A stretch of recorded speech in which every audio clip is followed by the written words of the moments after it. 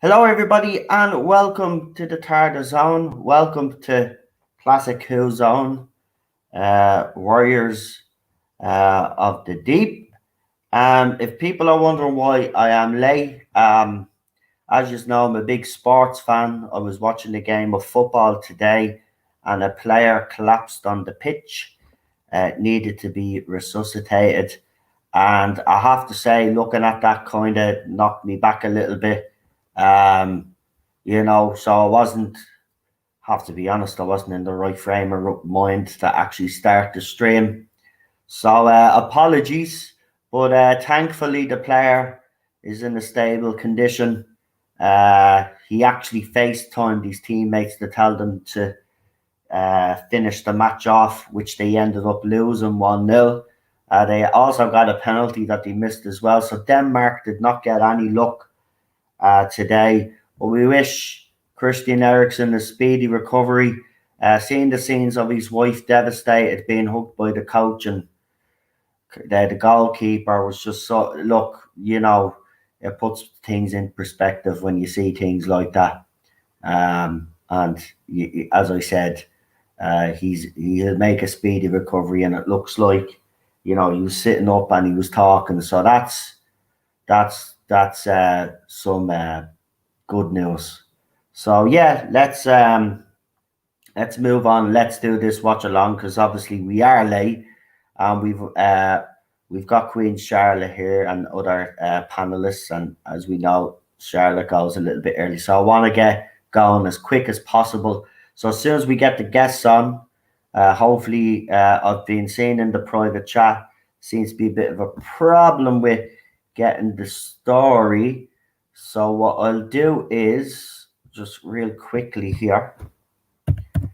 Now, the site that I send you is just write in Doctor Who, and then go to the seat. There's two. You'll see one has the Jodie Whittaker picture. You'll see the other one is the movie, and then you'll see one has the classic logo. Go into that one, go into the season, you know what season it is, and Warriors of the Deep is there. So I will send you this, actually, do you know what I'll do? Even better. Hold on. Actually, no, I better not, because this acts up on my computer, because it's a Chromebook. So I'll put this in the private chat, and you can go and search it. There you go. Right. So, well, hopefully they're trying to find that. By the way, we did get a super chat, or super sticker, I should say. Just give us a second. I'm still organizing.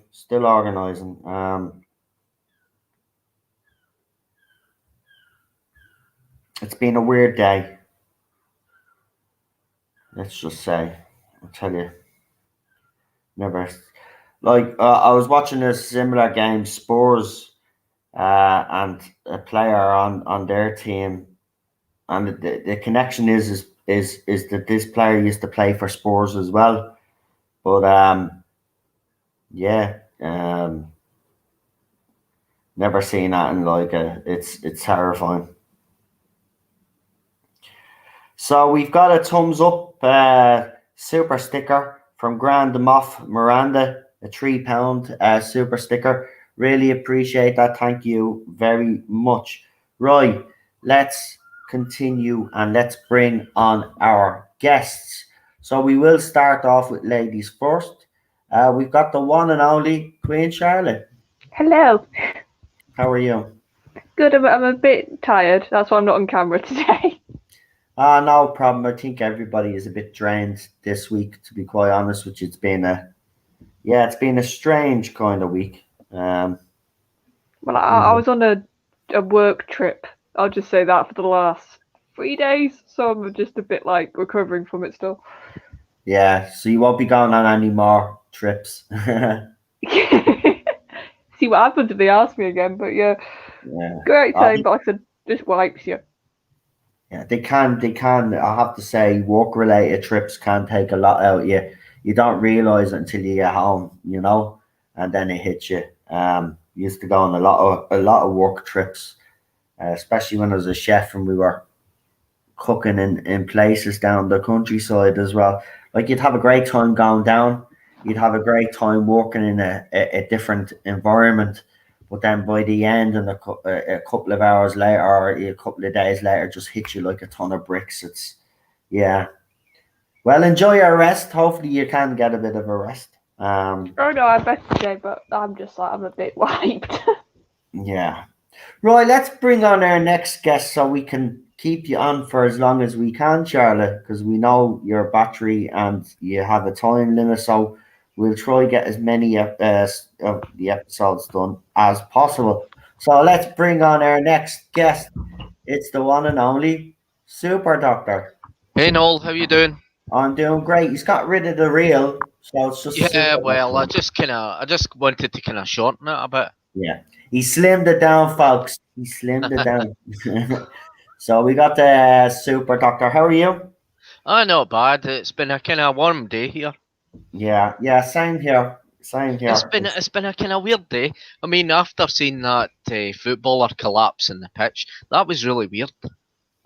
It was, wasn't it? And that's what I Aye. mean. That's why I delayed, because I just didn't feel myself after watching something like that. I just didn't feel right. No. Um, I've seen it on YouTube, and I don't feel right watching it. I mean, there's something about it. Something Yeah. really about it. In fairness, right? Do you know what I think it is? He's a footballer. He's an athlete. He's fit. Yeah, And to see someone like that receive a throw in yeah. and to take a few steps with the ball and then for him to just keel over and face plant on the ground is just even That's describing it. strange. Now Very YouTube strange. now, I have to be honest, YouTube now and UEFA have cleverly anybody that's shown that clip now are getting a copyright strike on their channel, and rightly Wow. so. Don't show that clip. So that's how they're getting, and I think it's right. It was already distressing seeing it live. You don't need to see it over and over again. No way. So yeah, UEFA and YouTube have taken action. Right, let's bring on our next guest because we have two more guests to bring on. It's the one and only. He's a human being, but he's also a problem being. Oh, hi. Oh, hello, stranger. Hello.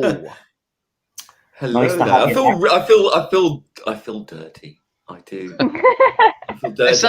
I missed the Tom Baker. Out of all the classics, I missed the Tom Baker. So Yeah, well, it's nice to have you back. Nice to have you back. it's good to be back. Is that the real Stephen Moffat on Twitter? No.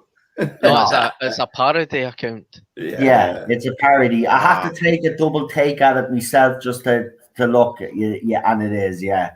It would be interesting to see a Moffat do something like that and actually, and see who his favorite companion, his least favorite TARDIS interior, least favorite, and so on and so on. Interesting thread, actually.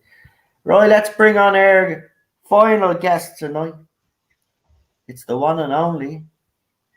He's changed his name back, by the way. It's the one and only Alpha Omega. Woo. Hello, guys.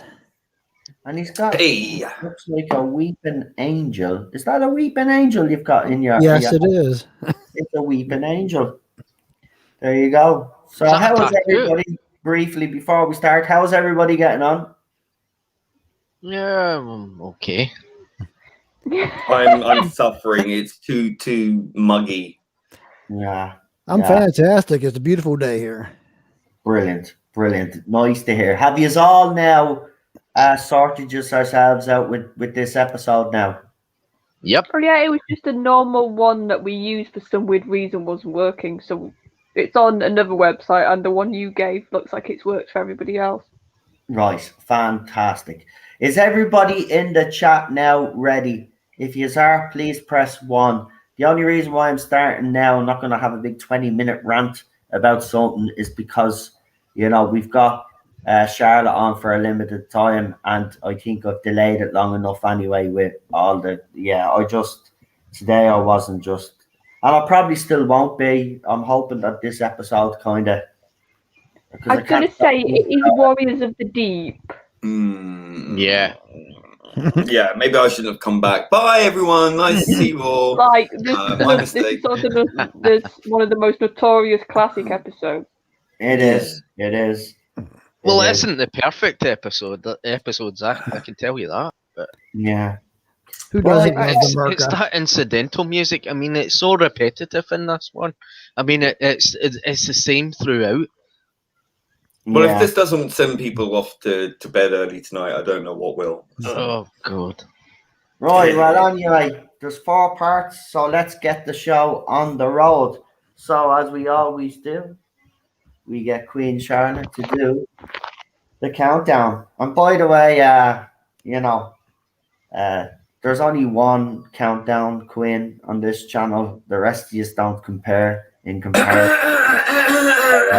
I'm sorry, Lee. I'm sorry, Lee, but you just don't do a great job at all. You just don't. So, Queen Charlotte, would you like to do the honors? I will. So 5, 4, 3, 2, 1, go. I really like that title sequence.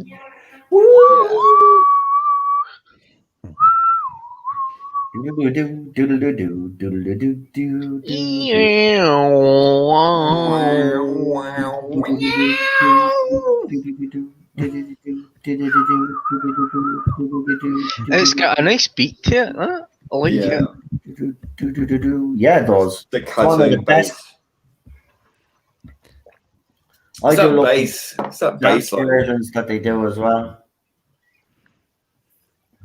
I think the model shots in this are quite good, especially for the sea bass. Yeah, that's a bit of a Thunderbirds vibe, doesn't it? Yeah. And obviously it takes place in the future. It's which I can't understand why the Silurians have went into a sea base now. You know, that's they must have just get fed up with being blown up by the Brigadier. And also, hi Sudaku. I know you don't like this story, so you're gonna have fun tonight. Yeah, I think one of our panelists asked me that question, didn't they? Alpha and Mecca. So don't blame me. No, you Looks a can bit blame me. stingery. Who picked this? You can blame me. No, But no, we had 2 choices. What was the other one? And we did pick this one. You did pick this one because you said exactly. Charlotte is right. You had got 2 choices. I gave you 2 choices, and this is the one that you chose. And what was the other choice? I don't The other one remember was a having better choice. choice anyway, if I remember correctly. But What was people wanted this one for some weird reason. What was it? I forget now. Yeah. Probably a Must be Pertwee, wouldn't it? bad. Oh, it was hold on, because it was. Yeah, I think I chose a story from the 4th season. God, Right. stay out. The jumpsuits, gods. And then I can't remember, man. It was last. Diverse cast as well. This, don't forget. Yep. Sexy I love the console. console. I love the console room scenes in this one. No, I think Snake Dance was the other choice. Oh. Shit. Oh right, yeah, yeah. Mm. So it sounds like Lee wouldn't have liked any choice. Well, Well, that's what I mean, Peter. you got a very Camp some Martin good stories, clues. but a lot of them are kind of But look, it's still Doctor Who, man. Yeah. I've got to be fair, I do think there's some really good Davidson acting moments in this. Like He's when got a he's better hairstyle in this, at least. Snake Well, Man. he's got his hair cut. Oh no, it was Earthshock apparently. There you go. Oh, So So you chose this over Earthshock? Earthshock's Yeah. a classic. Lame. So well, what? but they didn't want Earthshock because of one person. What person? Adric. Oh, yeah, but Well, I mean, You got to see him die. you get to see him die exactly. Like, I mean, what more do you want? Well, we did Earthshock a while ago, as Sadako has pointed out. But see, this is the thing, we're repeating some of the Peter Davison stories, and we're going to be starting doing that with other doctors as well, like Sylvester and Colin. So then, Yeah, well, as long as there's like, you know, been a decent enough difference of time. It's not at the same level as that person. I think a few of us said, even we know it's a shocking episode in bits, so we'll just take the mick out of it and have fun that way. Like a bit of the fun of the roasting of bits of this. And I've got to be fair, I hadn't watched this and I'd heard all the stories, so there was a bit of, for me, intrigue of, is this as bad as I've heard it is? Like, Yeah. Well, wait till you see the marker. Did you watch this yeah. earlier then, Charlotte, as you usually? I did. But But like I said, there's some really good Davidson moments. Yeah. The Murker's bad, but this has some good stuff in it. I actually preferred the original Silurian design rather than this one because you can see that the actor's head sculpt doesn't really fit the costume. You can see it. You can see it's exposed in a way. Yeah, but at least these don't sound like they smoke like 60 a day. Yeah.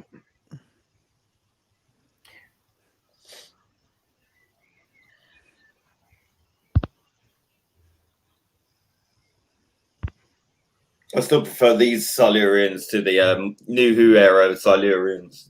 Yeah. Oh yeah, definitely. I mean, at least they've got design in them. I mean, it makes no sense. I mean, if you look at the modern Silurians in the modern Who era, I mean, these are supposed to be ancient beings which really shouldn't really be evolving into like humanoids. I actually came up with an idea for a story in how that happened to explain it, like an impure race where they genetically modified humans with Silurians to stay alive, and then We're DJ, maybe we're 6 minutes in exactly now. 6 minutes in. Thinking says slow-mo Silurians. Yeah, it's like they're on ketamine or something.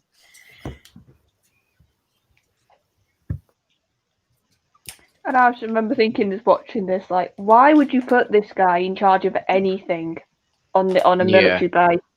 Like, he's just an accident waiting to happen, isn't he? He's very sweaty. Yeah. I mean, you'd be sweating in the PVC jumpsuits. I mean, that's insane.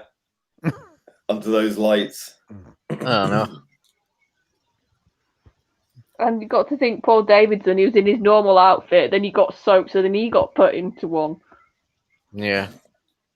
Which, in interviews, he said, with that moment at the end of the first episode where he jumps, that the water was so cold that he literally came out and was shaking and nearly like his lips were blue, and the crew were like, "Are you okay, Peter?" And he was like, "I couldn't speak because it was that cold and a shock that I didn't expect it to be like that." Yeah, and he done most of his stunts, but he didn't do the falling stunt as you seen in the end of this. But he done most of his stunts in the tank. Yeah, so he did that, God love him, and then they obviously didn't either know or didn't think to tell him that's going to be shockingly cold, so he just did it. And he said, because I literally was like, lips are blue, I couldn't speak, I was that cold. Yeah, it's not nice being that cold. There's no choice. I absolutely love the TARDIS scenes here. You know, it's... What I like about Davidson's Doctors, I always get a sense that he really knows how to fly the TARDIS. I don't know what it is about his Doctor. Like, they all have that, the classics, but I really find Davidson's Doctor to be... I don't know. I don't most say it's competent. commanding in the TARDIS, but you just have this vibe that he can pretty much sort anything out. You know, if anything happens, he's quite calmly just sort of get on with it. And the more that Davison's playing the Doctor, and I mean, the more he's getting better at it and better at it, and you can see it towards the caves of Androsani. He's really nailed the part and the seriousness. So yeah, I've got a feeling that's maybe why I did Davidson the opposite way around. I listened to him on Big Finish, where like obviously he's older, and you've got the vibe on Big Finish that they've allowed his Doctor to be more serious and what he wanted to do on the show.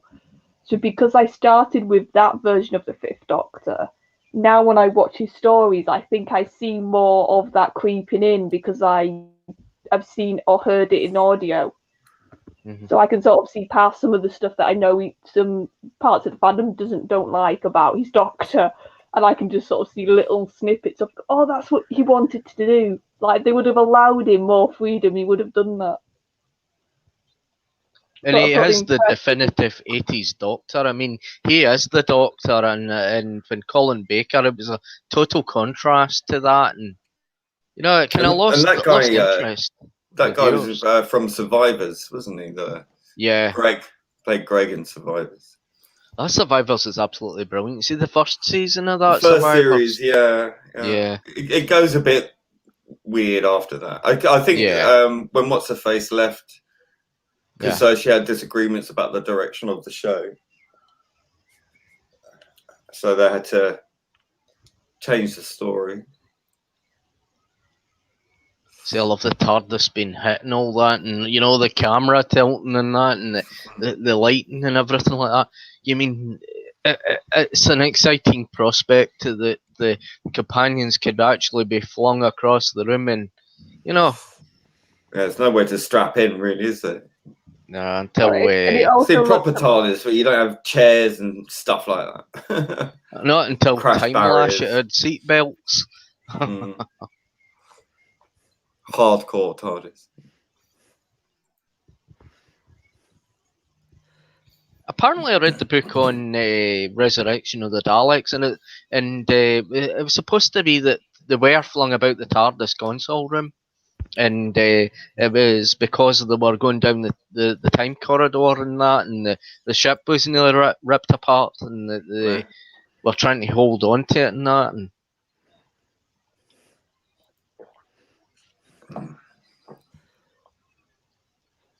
there is one thing about this. They were ahead of their time, like with the fusion of man and machine, hooking the guy in to control the battle computers and stuff.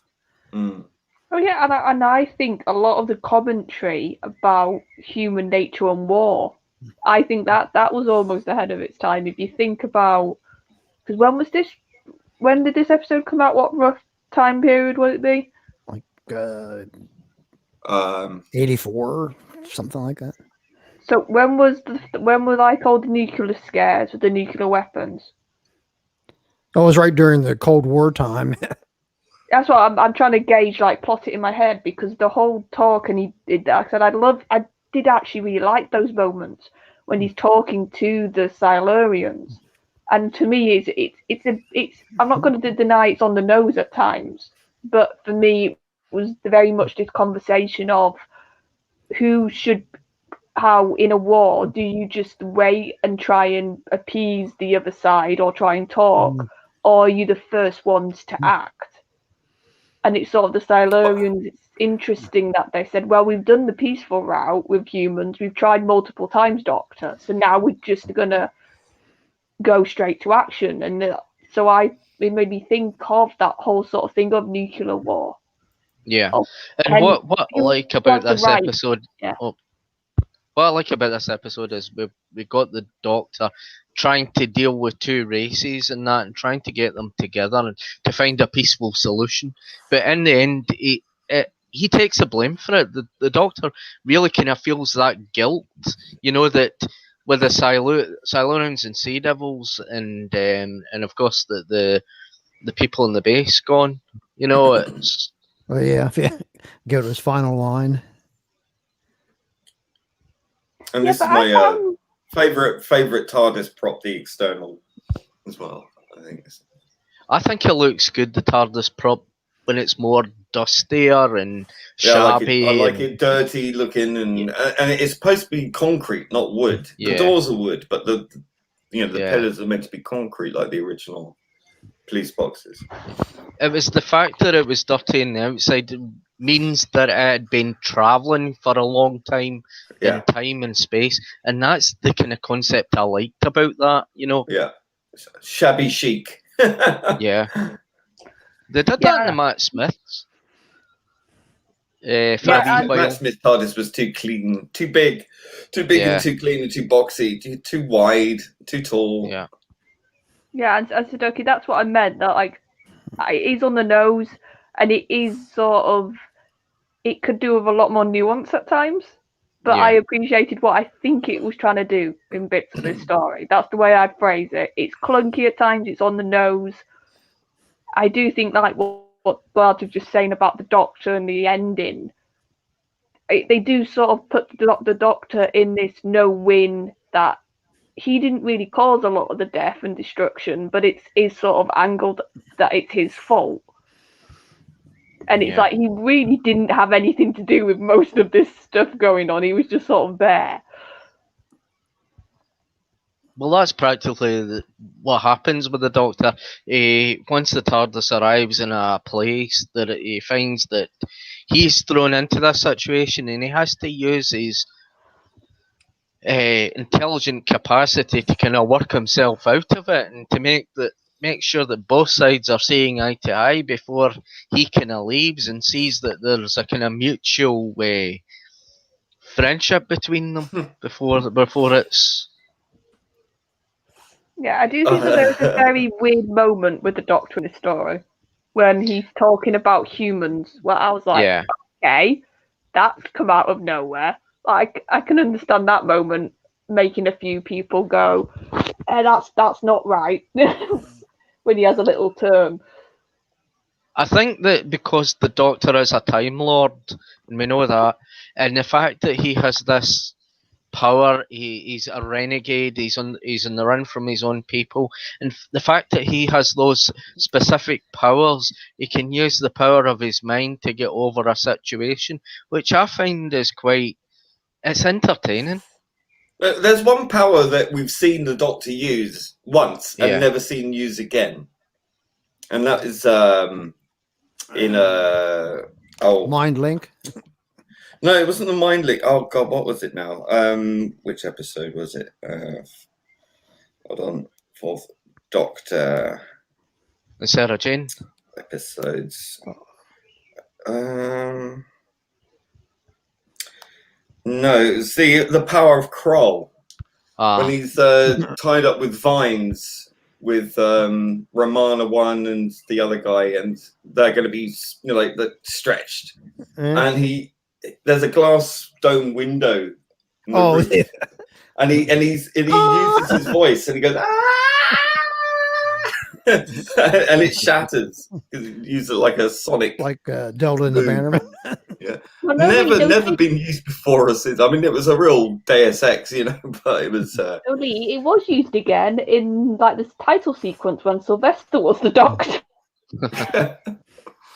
That was the Doctor making that noise. And it's this concept that the Doctor can just touch someone in a specific part, and they can heal that person in an instant. I mean, that was weird. In Remembrance of the Daleks, the soldier got his neck hurt, and he just twisted his ear and that, and he was back up and running. That was weird. Maybe it's these sort of powers are very limited and energy consuming. Yeah. He's a superior knowledge of human physiology. Yeah.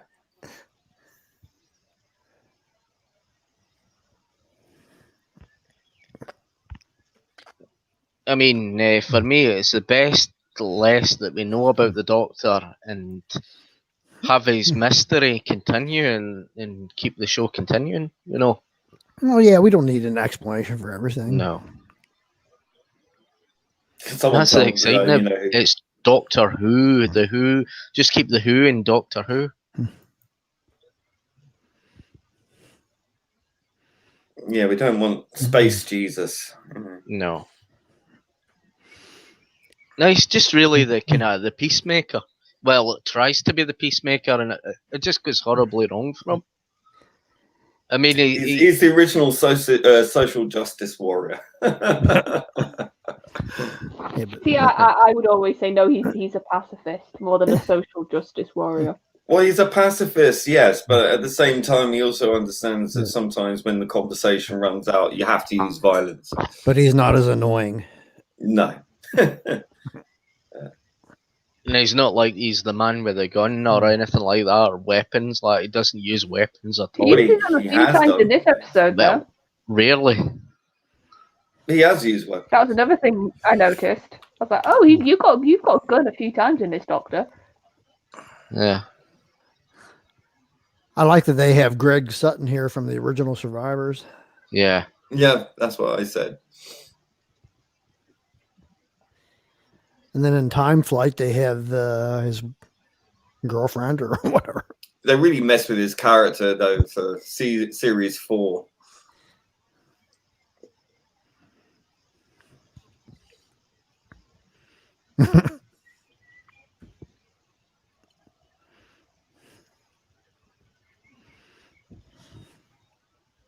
I mean, the set's impressive for the sea base. Mm. Yeah, it looks. Yeah, you can tell it's an actual set, can't you? It's not just like, oh, here's some corridors that we're going to keep recycling to convince you it's a base. It's just have a problem with the lighting because it just took kind of studio-like lighting, fluorescent lighting, and it seems to be continuous. that kind of fits the officious nature of bureaucratic spaces, I guess. Very clinical. Yes, we're watching it, and if you want to watch it along with us, or you just want to listen to us natter, you can. Hey, Wookie Fever. What happened to the 1969? Ginger. Replace him. Some serious Buffon hair going on there, isn't it?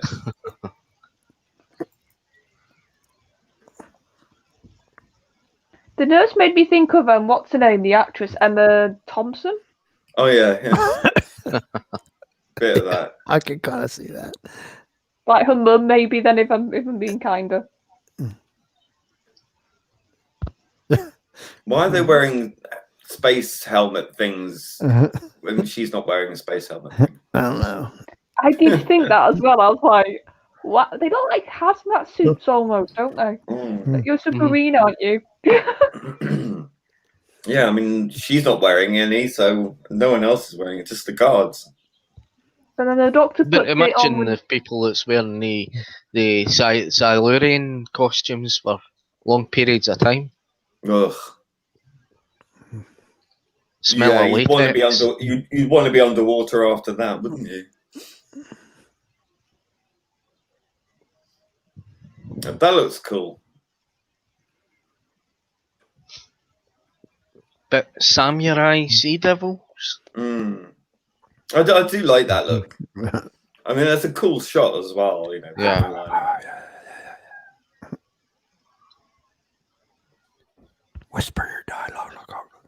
Now this is an interesting scene here.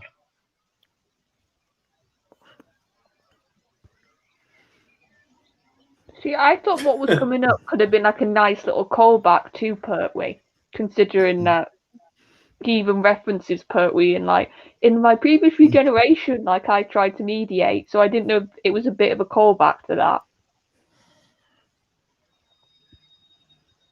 Because I was trying to think, like Davidson's never is any other episodes he sort of shows any physical sort of. That's funny because that computer deck there had Hebrew on it.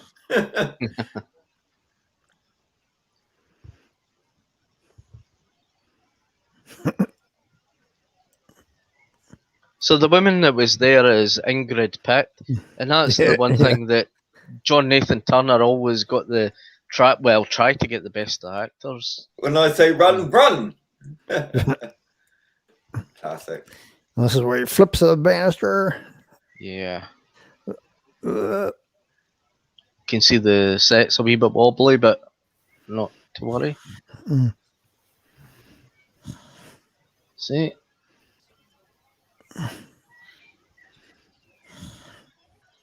Oh, yeah. Now I think this is a good cliffhanger. You've got Tegan running, trying to save him, and you see that's like the bit in the Deadly Assassin when Tom Baker's was submerged underwater. Stinger.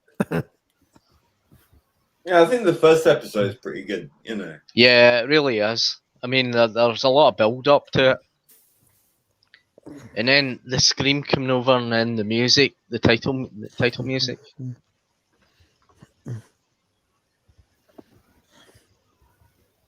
I think that It's other guy was it's in a very Blake's, groovy show. Blake 7 as well. Yeah.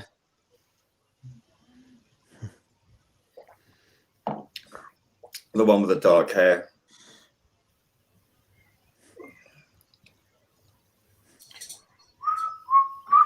Doo-dee-doo-be-doo.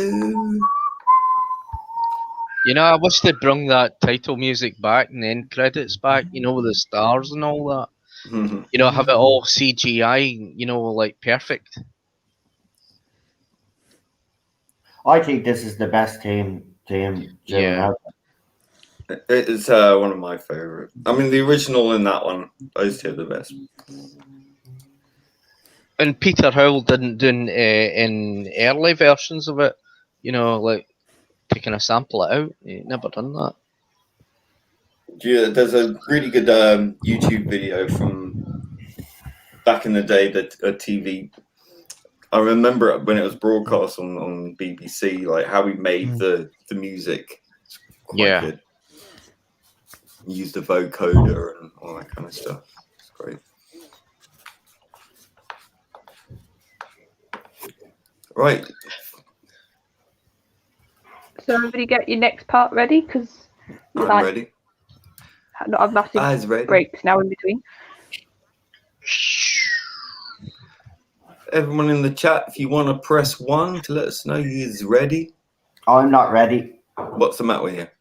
My PlayStation's froze.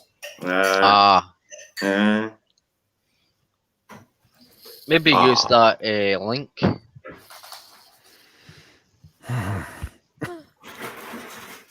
Sounds like a few of you are having issues there. I'm having issues. Just give me a second. Sometimes it resolves itself. This is fucking unbelievable. At least it's a 4-part. It's not like a 6-part.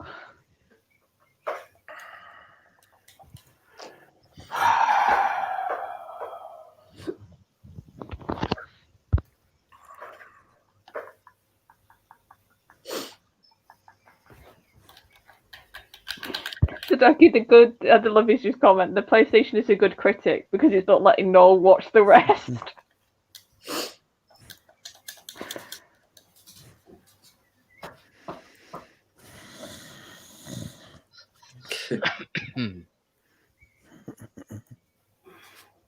Doobie-doo.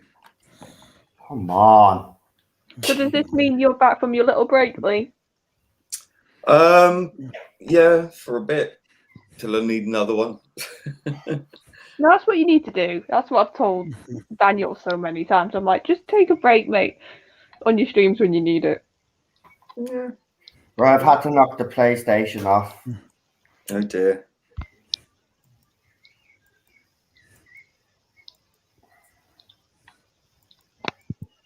Hear bird song. Yeah, I can hear that. Oh, hello, Vanessa, love. Nice to see you. Just for you to drop in. Oh, that's not a good sign.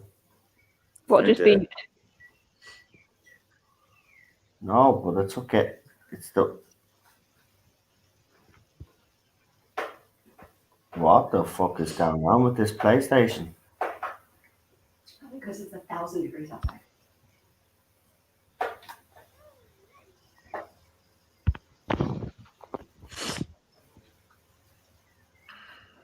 Just start the second part anyway.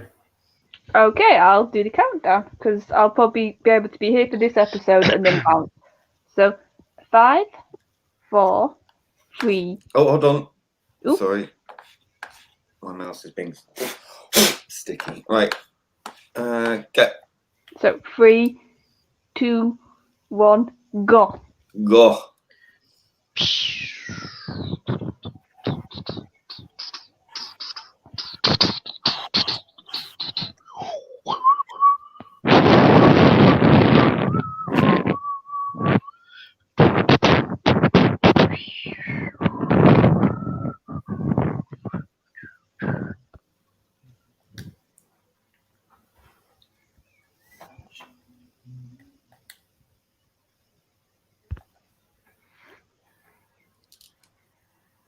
Right, you can give me a timestamp.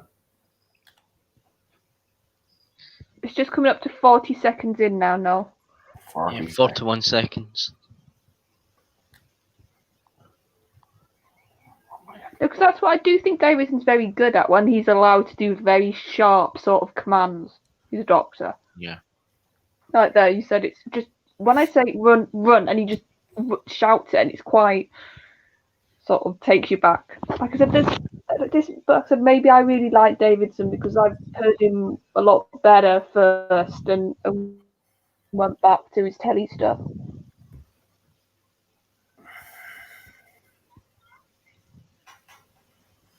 Like, even Tegan doesn't annoy me 10 ton in this episode. I mean, this story. Because she sort of isn't, like, whining the whole time. She's actually shown a bit of concern.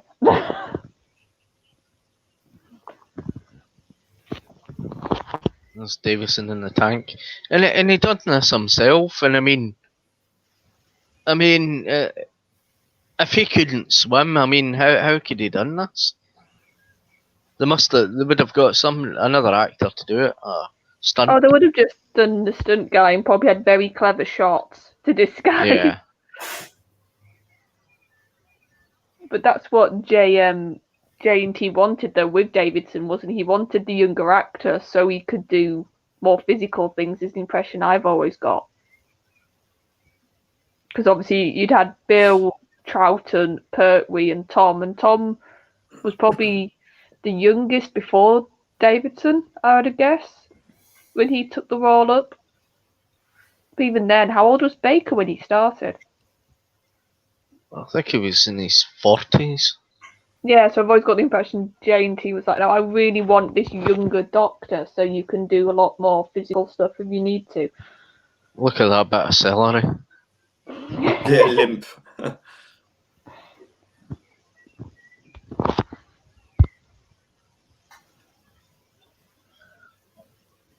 And this is the last story to see this costume. Yes, they're cute. Like I said, Tegan doesn't give him lip at all in this, which I was very surprised at. She's not, like, even like probably like commands her at times to say like, right, just go there and don't say anything. Like, and she does it without like any snide comments. She's been TARDIS trained by.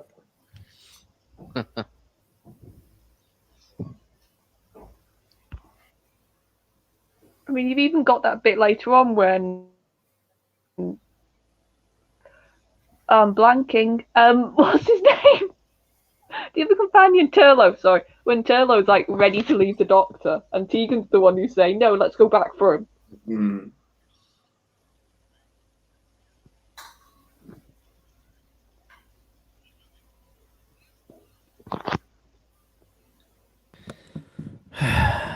Yeah, I think I find the revival scenes very, very slow.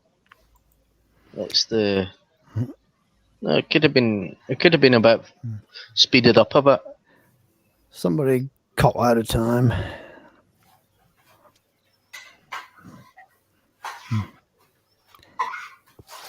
Can I get a timestamp, please? Oh, sorry, so, Yeah. 4:30. 4 minutes So 4 and minutes, 30 seconds Yeah. is coming up now. yeah.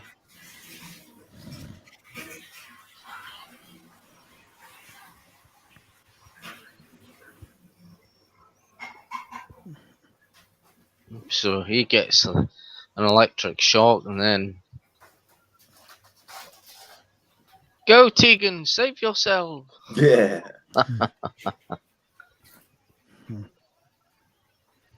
Extras were told not to say a line, save a bit of money.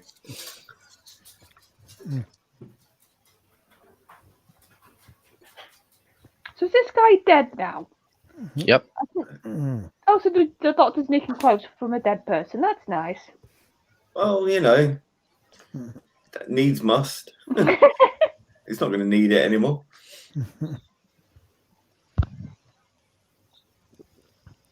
What? Victor, some old Silurian. Tarpock. Sounds like something you stuff teddy bears with. Because to me it sounds more like the medicine you take at night to sleep. Yeah. Sounds like a Did Vulcan. he just name. wink it? I thought the 70s Silurians were actually better. See, I'm gonna. You're probably gonna hate me for this. I really struggle with the voice of the original ones. There's just something about it grates on me. I thought they were actually creepy. Well, this is the what are you been eating scene. What have you been eating? Yeah, this was an odd one.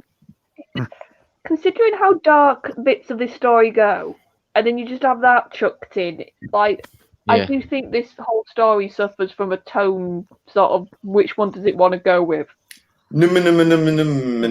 Says Tegan is an anagram of Gannet, the horrible predatory seabird. Coincidence?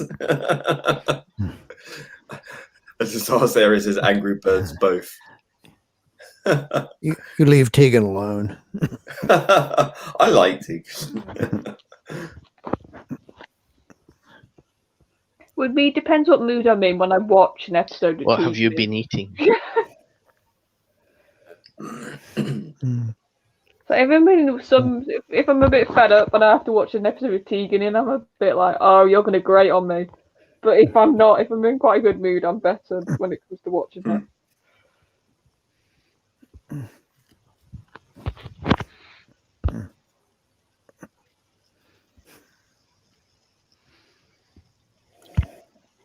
PJ, we know you love Tegan, but that's because she reminds you of your sisters.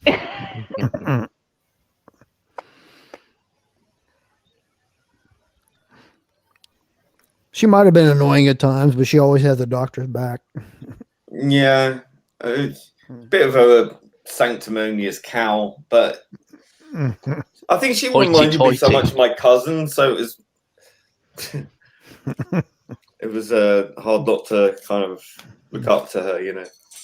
Hoity-toity. The Yeah. kind of hoity-toity kind of. But she was independent, you know, and that was, Yeah. you know, she didn't take shit from anybody. And she was never afraid of speaking her mind, which, you know, got to give her that.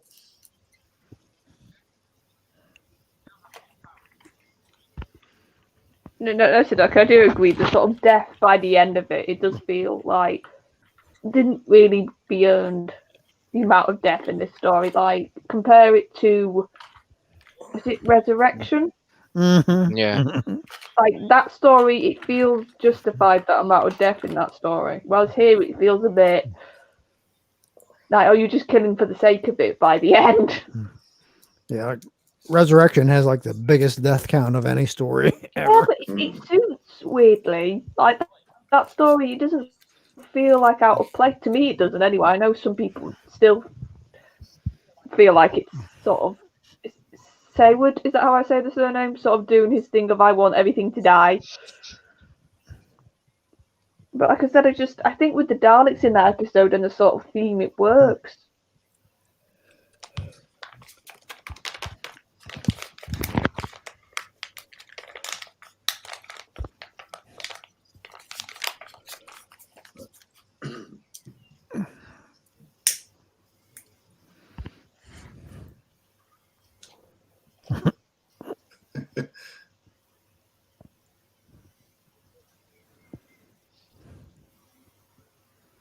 There he is, the doctor.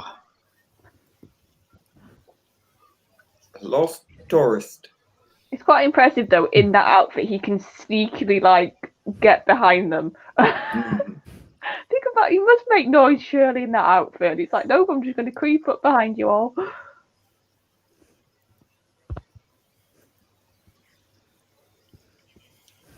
I can only ever see Greg in that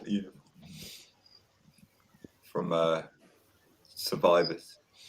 Mm-hmm. Great character. And when she goes into the TARDIS, I mean, it's, it's like the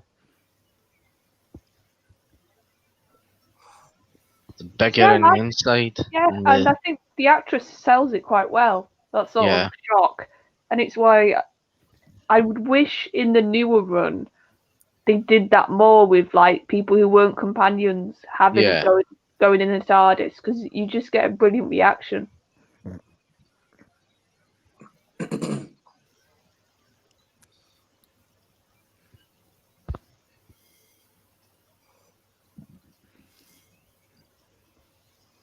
It's always in the Doctor Who that the TARDIS is open and that for anybody to go inside it. And I mean, anybody could pilot it and take it off into another planet, and they could be stranded there. Yeah. That's what kind of bothers me about the TARDIS. I mean, how vital it is to the Doctor and his companions. It's like we need to get back to the TARDIS to get to the next adventure. Yeah, and that's why you can tell in certain stories they've just gone, right, we're not having the TARDIS. So you cut out there, because it's going to put them in a... Oh, sorry, so you can tell that in certain stories that's why they purposely take the TARDIS out of the equation. Well, I guess the chances of successfully accidentally taking off very, maybe he's got some isomorphic controls.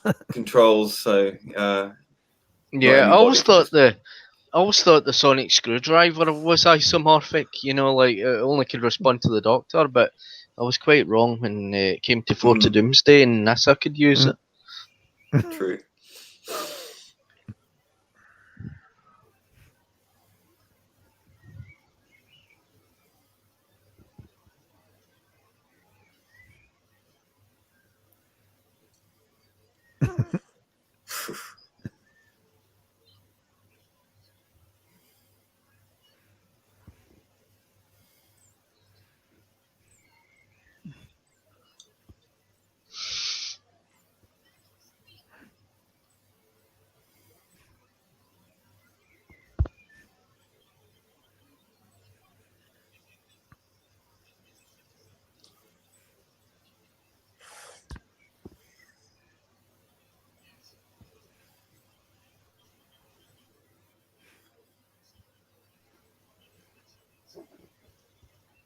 And this is where you can see the Doctor start to get, I'm dealing with idiots. Yeah.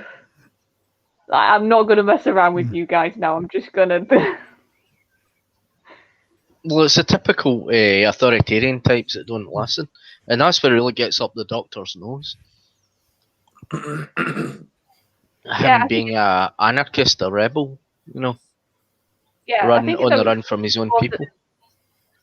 Yeah, but I think it's a mixture of, like you said, authority types who would then use violence. Like, that's the deadly combo with any character, that if you do that around the Doctor, they're just gonna just mark you as, I'm gonna not listen to you anymore.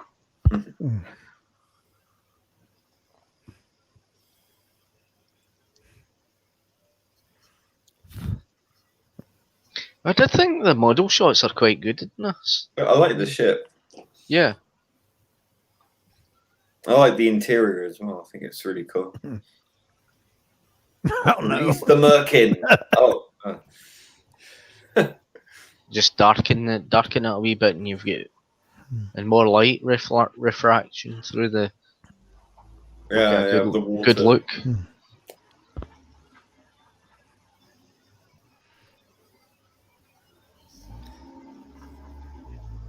Release the two guys in a ridiculous suit. Yeah, release the panto villain that we painted like black.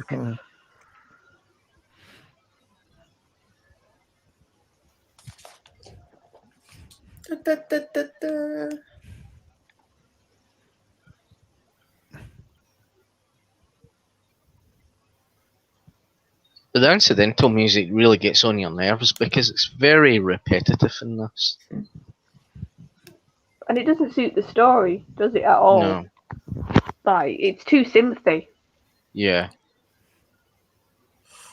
Like, because this is like a bit of a base under siege, isn't it? It's a bit of, I don't know what else. It's like a few different types chucked in, so you need almost like a very subtle, like quiet music, just sort of just come in and out, don't you? I think.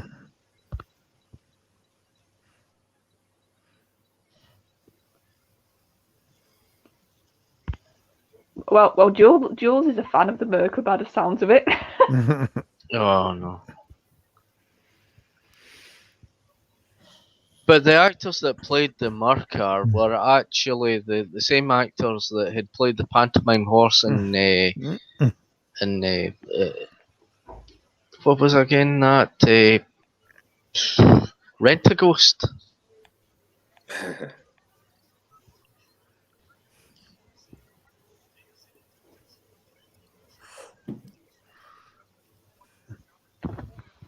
Tried to watch Rent a Ghost a few times and to see the pantomime horse, and it does remind me of the Mercar.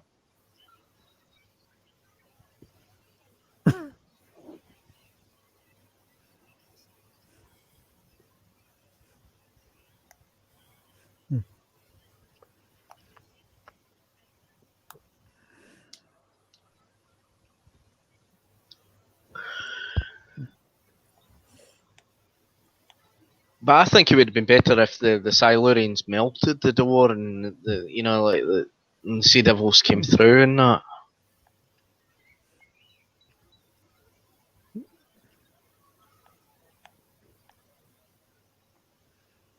Yeah, especially when they start to like tear it down, it really just looked like polystyrene then, doesn't it? Yeah.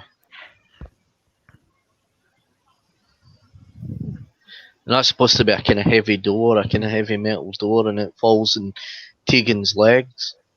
I mean,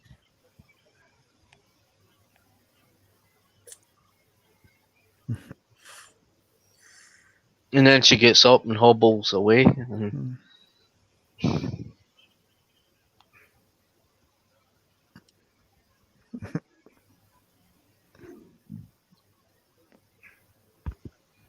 Yeah, Sudoku, I thought up until this point the Doctor was pretty much saying they're peaceful, the Silurians, and he was more commenting on the humans about their violence or their prone to-ness of it. That's what I've always thought up until this point. He even says when they start to get violent, he goes, "Well, I don't blame them." Run away, run away.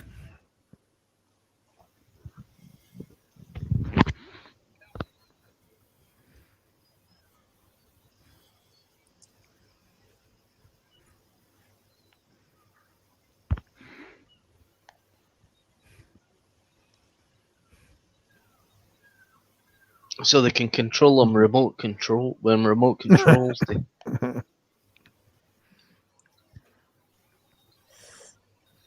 I mean, this is just totally unnecessary. I mean, just to kind of kill her to demonstrate the power that they have over him. Yeah, because if like that was developed more, especially the fallout of it, you could have like him like fully turning against them because they made him kill somebody who showed him kindness, but he doesn't even like fully turn against them. He sort of just has a moment and then nothing.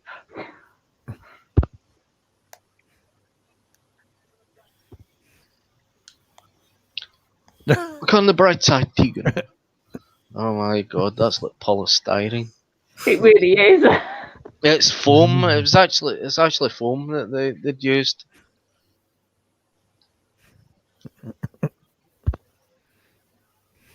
mean, that it's just the tiny things like this let the story down a bit.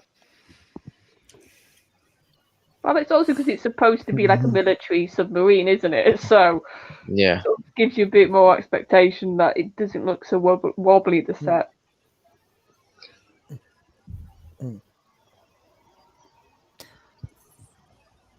I think budgetary limitations. I think Capaldi's story Under the Lake was a wee bit better. You know, they had the sea base there. Yeah, Under yeah, Siege. Yeah, under the what's it called? Well, there's 2 episodes, wasn't there? Yeah.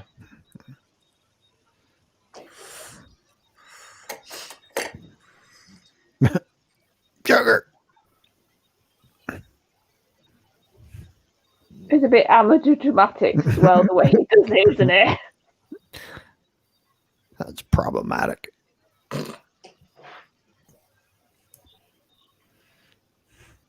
It just doesn't make sense why he should do that. I mean, seriously, what are they really after? To try and take control of the base?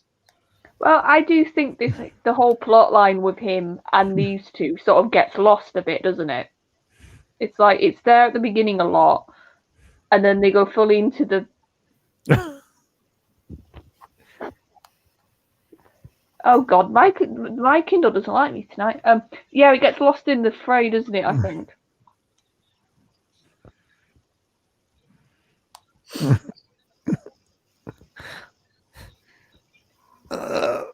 Weighs a couple Trying to lift ounces. it. And you can see it just wobbling.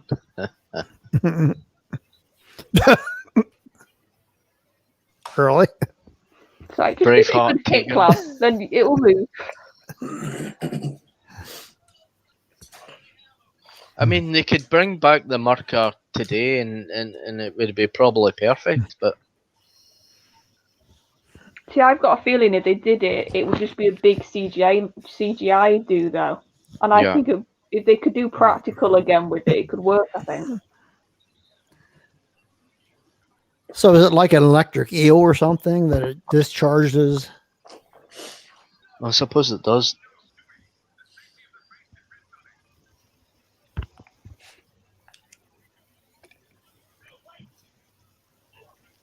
I think they use the marker as a kind of defense. You know that.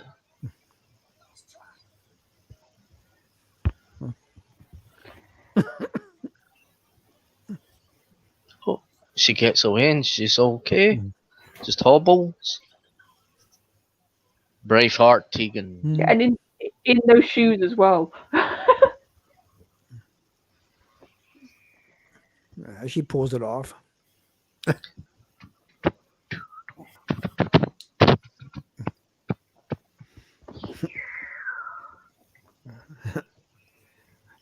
Ingrid Pitt.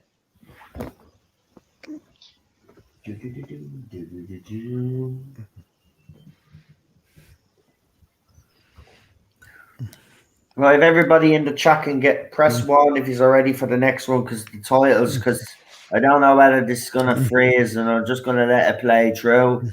So. Uh-oh. This video file cannot be played. Oh dear. What's happened here?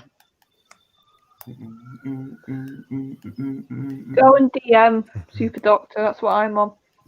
Boo. Boo, boo, boo, boo, boo, boo. Oh,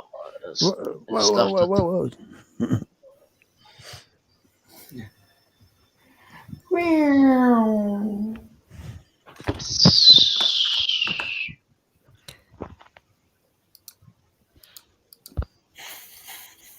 So do you go right on to the next, or? Yeah, I'm going straight onto it because I'm afraid if I pause this, it's going to freeze again. So it's come up the director now. It's gone straight into it now. What? We just what? Eh? I went I straight told you into I something. can't pause it. I have to play straight through, or the PlayStation will freeze again. All right. So I told everybody to get the next part ready while I was watching the titles. right. Okay. So what timestamp are we at then? Because I'm lost. No, I'm at like you just 39 started the seconds. episode. Eh? Excuse me. Well, Right. I'm ready to go when you are. This is not complicated. Use all start. Okay, Use I'm press freezing play already. Use press play now. I've already played because. Well, that's why I asked for a you recorded. timestamp. I'm at 50 I don't seconds. need a timestamp. I'm only a couple of seconds ahead of you anyway. Yeah, Just but watch it. I pressed pause because I thought we haven't started yet. So where are we at? Anybody? I'll go when everybody wants to go. I'm at like 50 seconds. Yeah. 55 seconds in. All right. Just give us the go. So I can say it whenever. I'm just trying to get.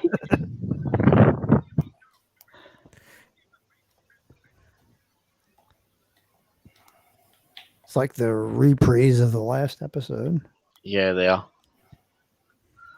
I suppose it's just a kind of recap for people that's kind of forgotten. So are we all trying to get to about 55 seconds? Is that the plan?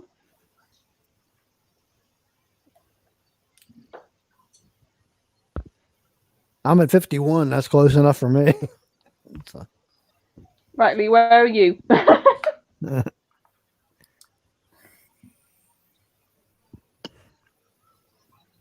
I'm at Braveheart.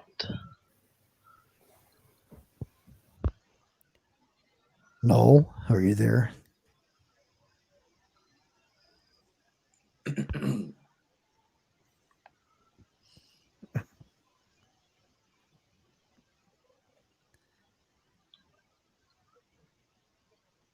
this thing on?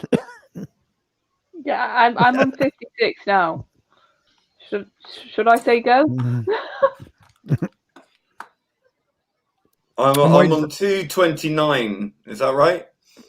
Yeah, 226, 27, 28, 29, Two. 30. Okay. I don't know. That's why I'm confused. We're all over the shop. Turlo's running down the corridors with a gun. Well, he's got a gun pointing. I had at a their pause Yeah. waiting for somebody to say go, and then head. Yeah, right? You've already- The same here. So we're just watching. Yep. Okay. okay, so Turlo's in there with the gun to the guy's back. Tegan's looking at the Merkin. Okay. Uh-oh. A lot guy's been electrocuted by the Merker. He's got his arm trapped in the door, red light flashing, green light flashing. Oh, it's got its hand caught in the door. The monsters really love Tegan. Because of her natural noise she makes, it just attracts them.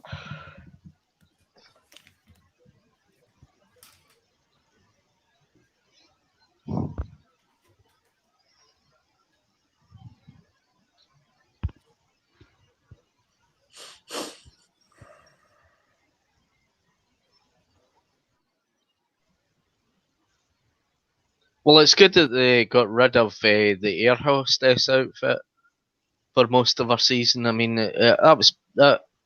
I mean, it was pointless to keep that going on.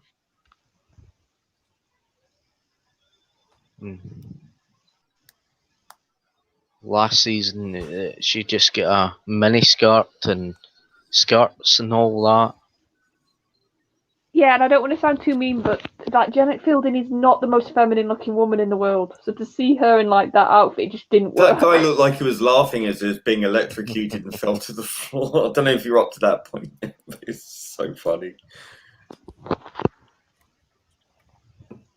Right, as I'll probably have to bounce in like 5 minutes or so, I'll give my score now, so at least it's been given.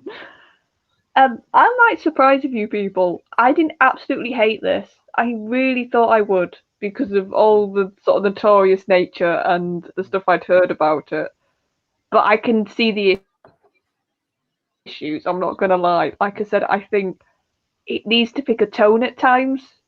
Does it want to be a very dark, sort of dealing with very sort of heavy issues sort of story, or does it want to have that bit of campness and lightness that sort of weirdly comes in?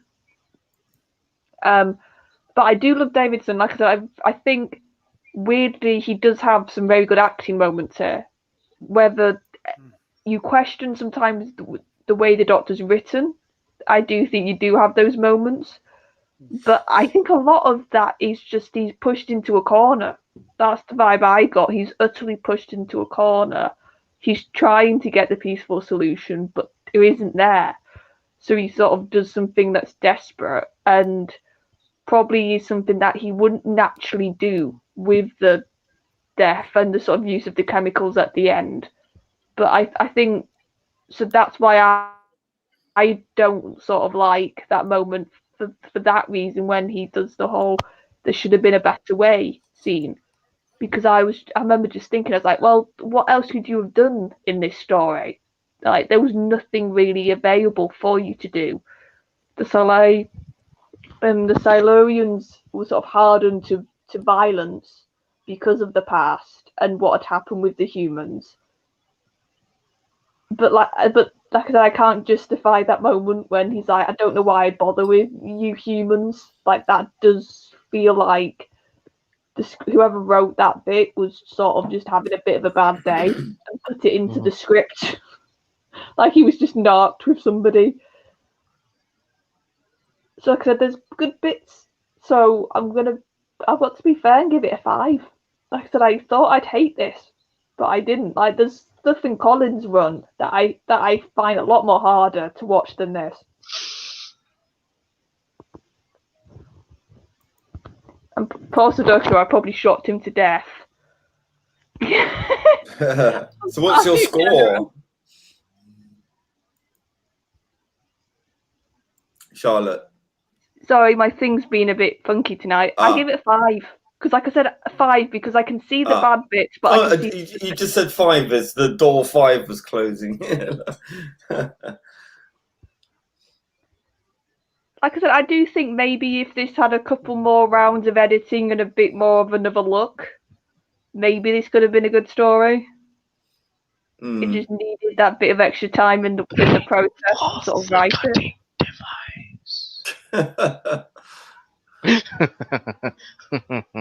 Very good. Looks a bit phallic. It's not right, is it?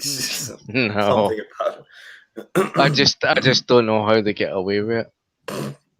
Well, it's not as bad as the creature from the pit, let's put it that way.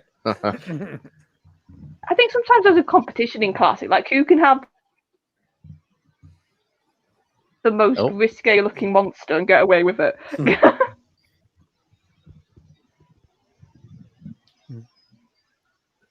I mean, I like the base under siege sort of thing, but yeah, it'd be more interesting if like the power got cut or something, so people are running around in the dark and you're wondering what's going on. That would have covered up a lot of sins, Yeah, and it would have given it a bit of almost a horror feeling, wouldn't it? Yeah.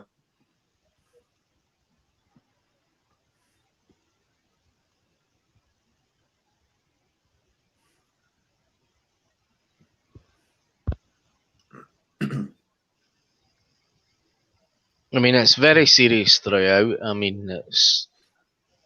He's holding a gun and he's pointing it at Turlo, though. You shouldn't do that with a gun. And he's holding it with the gun pointing up at his chin. You wouldn't hold a gun like that.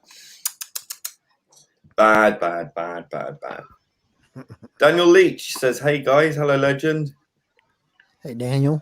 Daniel Leach in. Hello, co-host.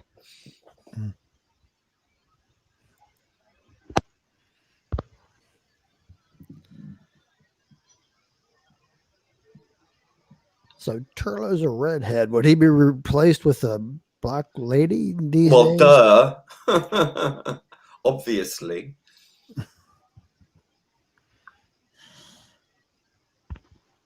Yeah, so Turlina. It could have been... Is it Saywood? Is that how I say the surname, lads? Saywood? Yep. Saywood. from what I've heard, he could have been the bits that felt undoctory in this. His sort of contributions. Mm. I mean, Seward wasn't a bad writer. I mean, it was just because JNT wanted things done his own way, and it kind of interfered with his work. Mm. Yeah, they had a feud going. Yeah.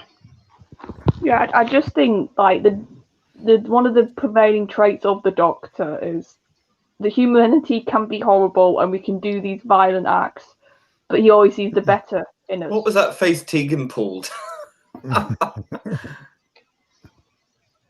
So to have the Doctor basically in a line be like, "Oh, I sort of condemn humanity," it's a bit like, "Okay, Doctor, what happened to you today?"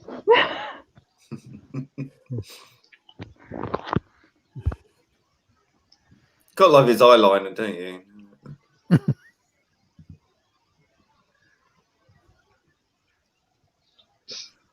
I mean, that was the eyeliner of the 80s. I mean, the Ingrid Pitt's eyeliner.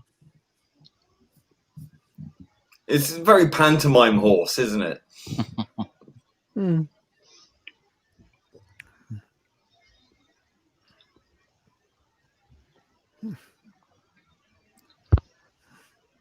But it does feel like an animal.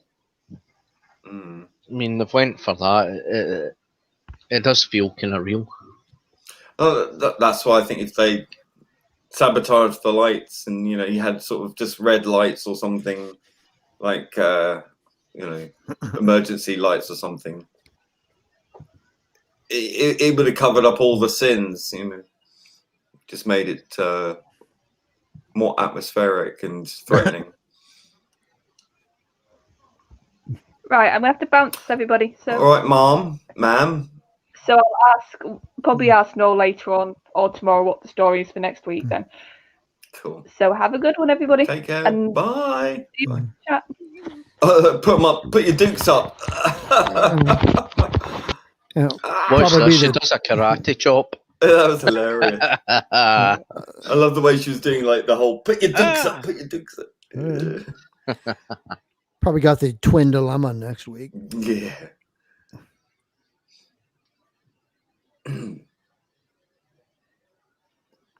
I think the twin dilemma absolutely stinks. Yeah, well. Yeah, not it's funny when we call it classic Who, like we put 70s Doctor in the same category as that.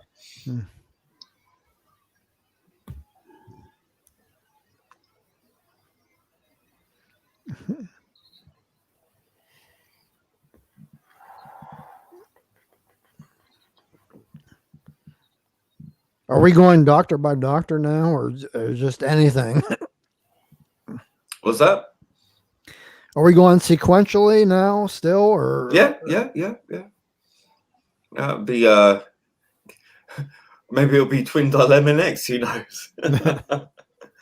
Nope. Nope. Time Lash, repeat Nope. viewing. Why don't we skip it and just do the TV movie?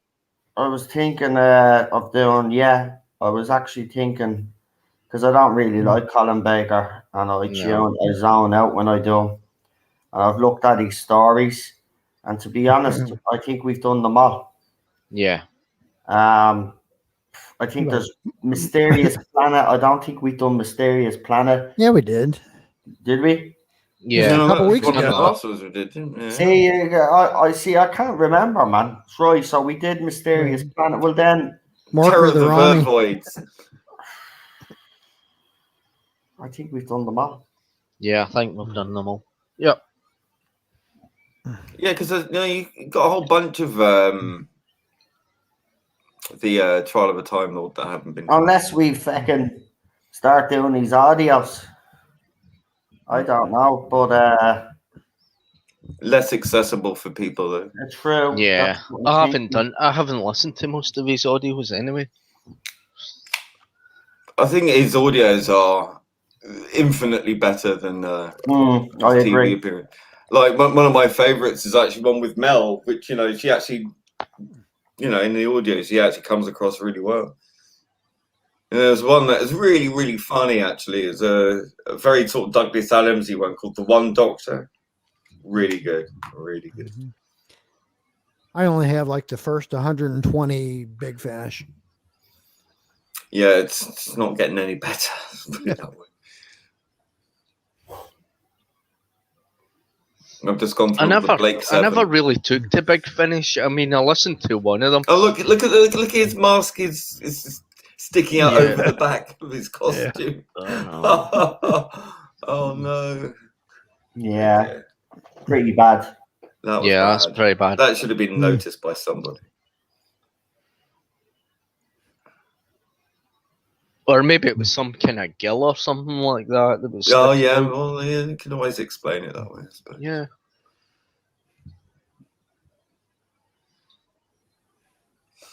Kind of We got extra a bit of long at the eyeshadow. back. You We know, did for the two doctors breathe. as well. Someone just mentioned the two doctors. We done the two doctors as Done well. the two doctors. Yeah. We've already done. Yeah, we've done all these stories About now. Time and no, we didn't because there was. Did we do Time and the Rani? Yes. Yeah. Mark of the Rani. Mark of the Rani. Sorry. Mark, that's what I said earlier. Ah. The Mark of the Rani. I'm pretty sure we did. Did we do What, like Mind a year Warp? ago? Mind Warp. I was thinking that story actually that popped into me head as well as Mysterious Planet. I was thinking of Mind Warp. Would everybody be okay with that one? Well, we got Syl Yeah. in that. I don't think we've watched Mind Warp, if I'm correct. No, we haven't. Right, well then that's next week's story, Mind Warp. How many parts is that actually? Fuck. All that. 4. Right, that's okay then. Mind Warp it is. Yeah, we did Vengeance on Varos as well. We've done them all. This will be the last one now. So we'll have to decide whether we're gonna do Colin Baker all over again, or do we stop doing Colin Baker now and just go on to Sylvester McCoy until he's done, but I think he's nearly done as well. Yeah. But we do have the Doctor Who movie, Paul McGann, and we did say we'd do that at some stage. So maybe in a week after Mind Warp, we'll do. Just do Tom Baker. There's enough there to keep you going for a while. Did we do The Ultimate Foe? I don't No, think we didn't because do that. we said, didn't we, like with the Trial of the Time Lord, we should do the Mysterious Planet, then Mind Warp, then Terror, the Vervoice, and the Ultimate Foe, and get it done that way. Okay, let's start off with the first one. Fucking hell, Jesus. So Mind Warp. Okay. I just don't like him, man. He rubs Yeah, me but up. the completion, just when it's done. I know. And in fairness, I have said I'm kind of softened to him a little bit over the weeks, but Yeah. Finish it, and then you won't have to deal I with just him. want a light-hearted Doctor right now, you know? I don't want that too fucking harsh. But then I picked this fucking story, didn't I? So I can't fucking say anything. Fuck's sake. Yeah, this episode is just like, It's all right, Daniel. I was watching a bit of the footy myself. I obviously didn't watch the Belgium-Russia game, but I did like the nice little touch from Lukaku when he scored, and he actually mentioned Christian Eriksen's name, and he said, "Chris, we love you." I thought that was a nice little touch. The whole footballing world is wishing him well. As I said, horrible to see it live. You know, I think it does hit people hard. It doesn't matter who's watching this, because you know it's an athlete. You know, you don't expect them to keel over. You know, so it was very distressing. I have to say. Good night, Charlotte. Right, we'll do Mind Warp. Jesus, I better put it up now on the banner. Make it official. Then I'm gonna fucking jump out the window. Yeah, these uniforms aren't that great, but the blonde gal kind of pulls it off. Just my thought. Your usefulness is at an end, Maddox.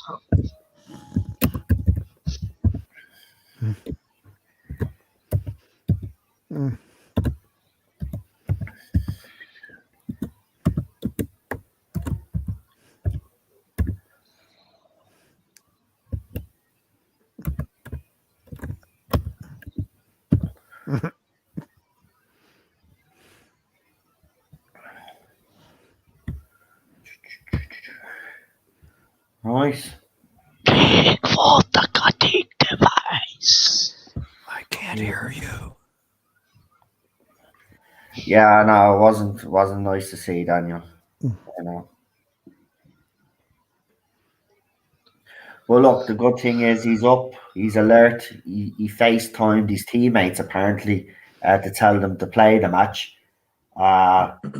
So it's a good sign. Let's hope it was nothing too serious. Let's hope it isn't that serious and it was just maybe exhaustion or something. Because Yeah. remember, these players have had a long, hard season. Now they're gone into a big major tournament. It hasn't let up. It's probably gotten to him and his body probably shut down or something. I'm hoping that's all it is. Because if it's heart related, then we're gonna miss another great player because he'll have to retire. Especially if it's a heart condition, they never take that risk, so he will retire. And it'll be sad because United were looking at him at one stage a couple of seasons ago, a player that I really admire. So yeah. But let's back to Doctor Who anyway, because trying to keep my mind off it's a horrible fucking thing.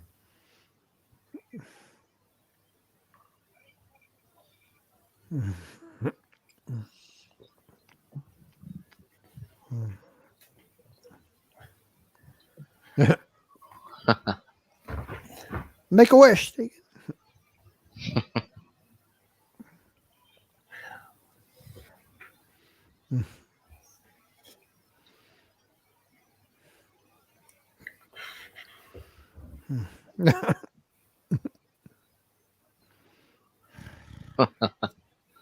Right, I'm gonna try something after this episode ends, or the titles go to the end, and see if I can outsmart the PlayStation here, because the third part ended up fucking freezing on me. I'm all right now. I've caught up, but fucking to tell you, what, our internet as well. Not only people talk about their internet going a bit crazy.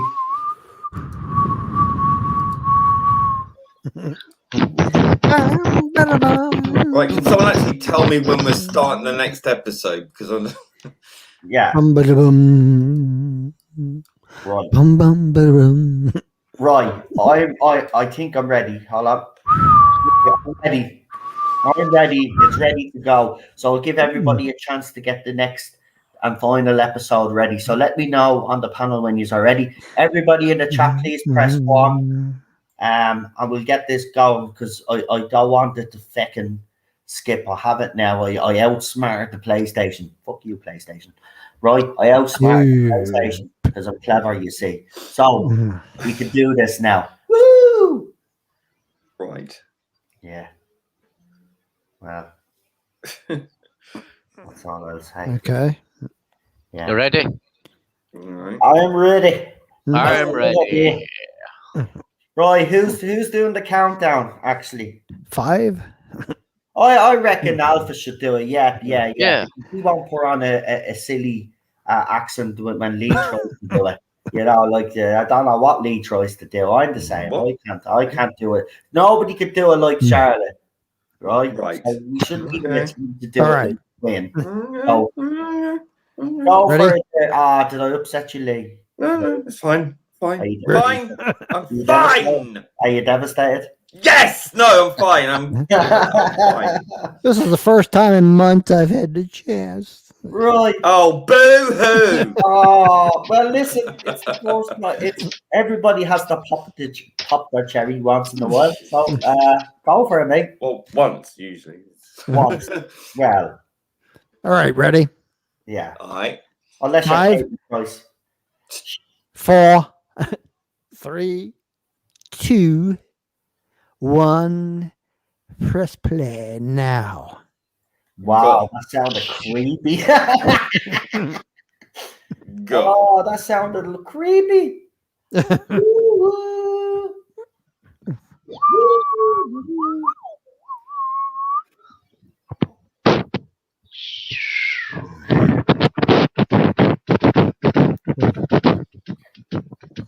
Notice the way Jana holds her arm as she has green paint from where she fell onto it.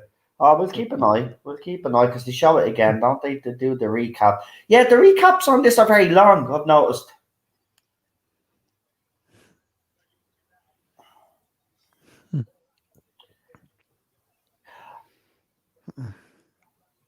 This is she wipes her hand. I think it's. I noticed she rubbed her hand before she put her hand up on her face because obviously if she Yeah. hadn't done that, she probably would have blinded herself. I don't know. I don't think this is a bad story, boys and girls. No, it isn't. It isn't a bad story at all. It's just a wee bit kind of slow in places. I think the Merca overshadows everything. Yeah. Everybody, you think about the Merca and everybody says, well, this story is terrible because of that. But Look at the bubble wrap on the beds. No. Bubble wrap was like Ark in Space is throughout better the Davis bubble era. wrap. It was the new thing.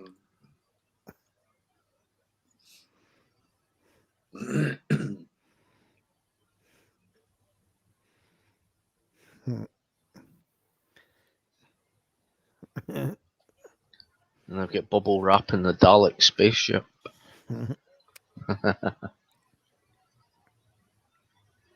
It's like, and they say excellent, like they are Cybermen.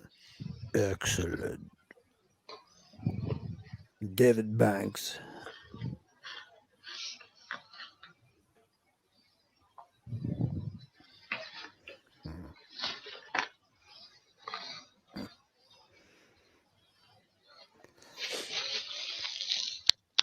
No. John Pertwee.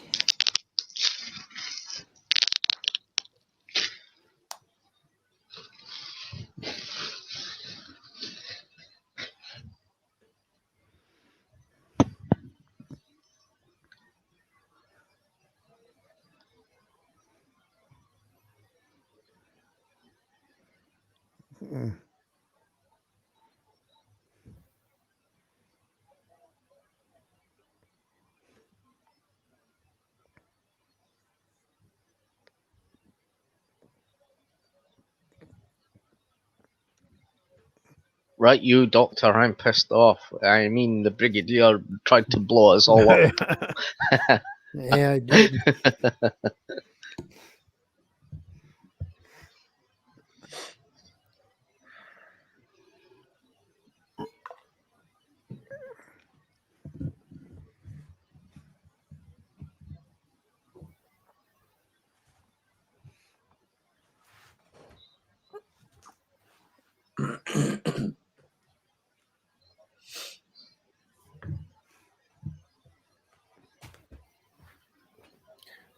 Daniel says Colin Baker annoys me. He's not the only one, mate. I'll tell you what, when they're all watching Colin Baker next week, me and you will go on the Irish Geek and do a stream of our own. What?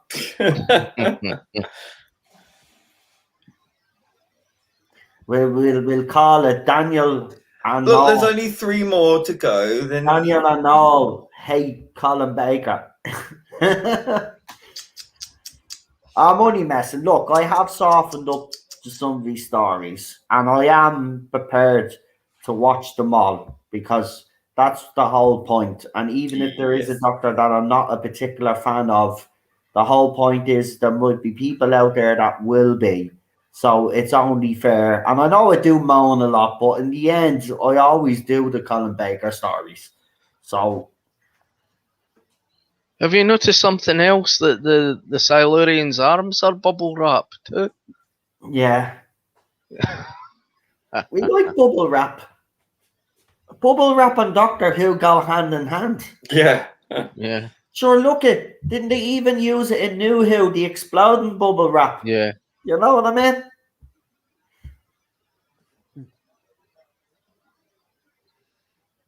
Alive, well, and trying to escape. I do like Torlo.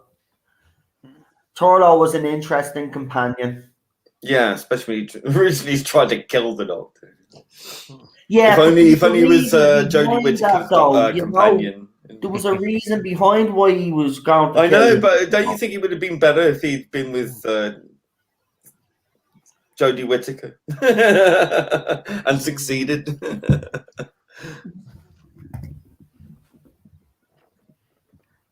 You're toxic, man. I know. Well, I'm hopefully quite terrible. everybody will get their wish now soon. So just Woohoo!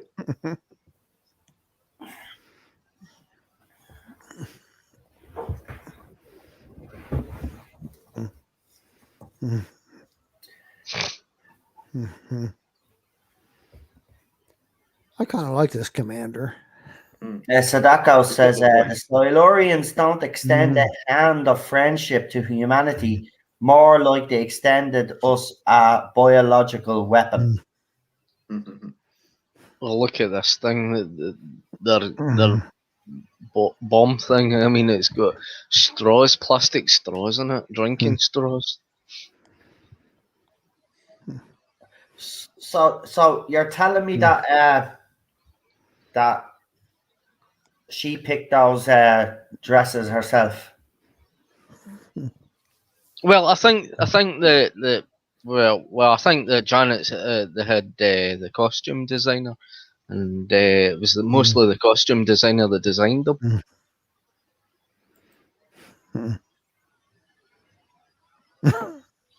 In fairness, though, I have to say it's very clever how they were able to film scenes like that, especially if they were wearing very short skirts. Like, Look at the plastic straws in that. well, I don't know. Our choice of colors is a bit weird. It's like one of those paintings where you see the artist has just flung paint onto a canvas and called it art. Maybe I should start doing that. Would you buy TardaZone? You know, if I wrote TardaZone on the page, right, and a canvas, and I just got a shitload of paint and just start whacking the paint on it, would you buy it? It's modern art. Modern art. What do you think? Money fucking messing. Those costumes, man, look at them. I wonder who designed them. I don't care. She looks good. The old one is not. Yeah. Get up there. Get up there. They look like shell suits, but Do you know what I was expecting to happen? Like everybody, just rip open. We bear you no malice. we bear you no malice, Doctor.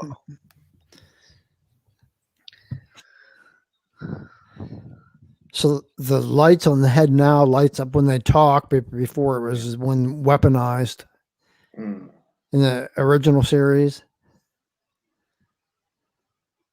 I suppose it's to cover up the fact that they aren't moving in their mouths. Like the Daleks had the lights, so they knew which ones was talking. The ruby slippers.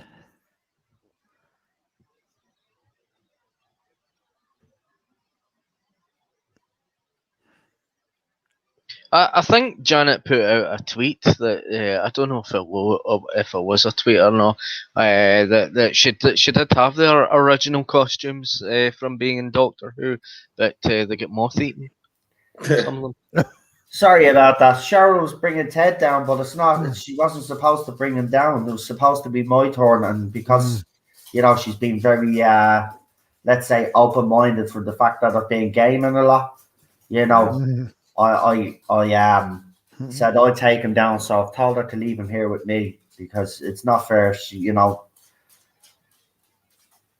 takes him down enough. I do stuff in the house, like clean up and all of that, but still, she only asks us me to take the dog down once or twice a day, so I'm gonna take the dog down.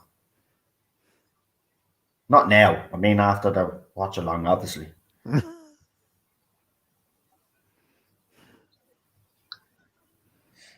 Yeah, I used to love popping bubble wrap when I was a kid. I think we still like popping bubble wrap. It's good for the old stress. Yeah. Just hold a roll of bubble wrap and, just in your hands. I'm not as fidgety as I used to be now, I have to say. Oh, he nearly fell there. Yeah, you thought there was bubble wrap on that never-ending story thing. Yeah, I did. Yeah, you wanted to pop. The never-ending song. Oh yeah, Super Doctor. So Yeah. we've all picked their movie choices. So Lee got to pick a movie. Alpha got to pick a movie. I picked a movie, and we just need your movie. All right. I'm I'm gonna going to put pick. all up now, folks, on YouTube. So get voting Right. in the community posts. So I'll get them all to name their movies again. My one is obviously American Werewolf in London. Alpha was John Wick. Yeah, but you could put Starship Troopers on there too.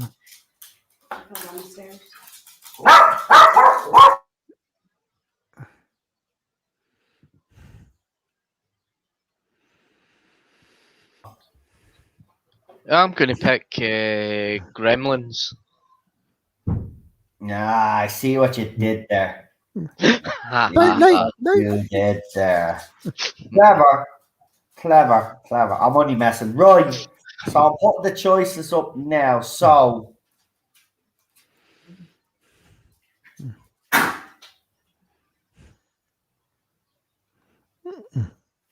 You can look at the plastic drinking straws that's stuck in that, and it's cotton wool.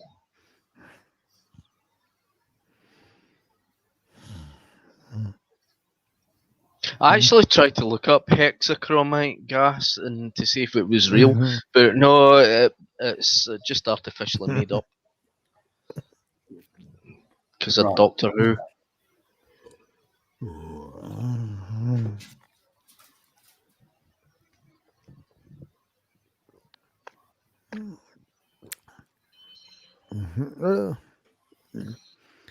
Shh.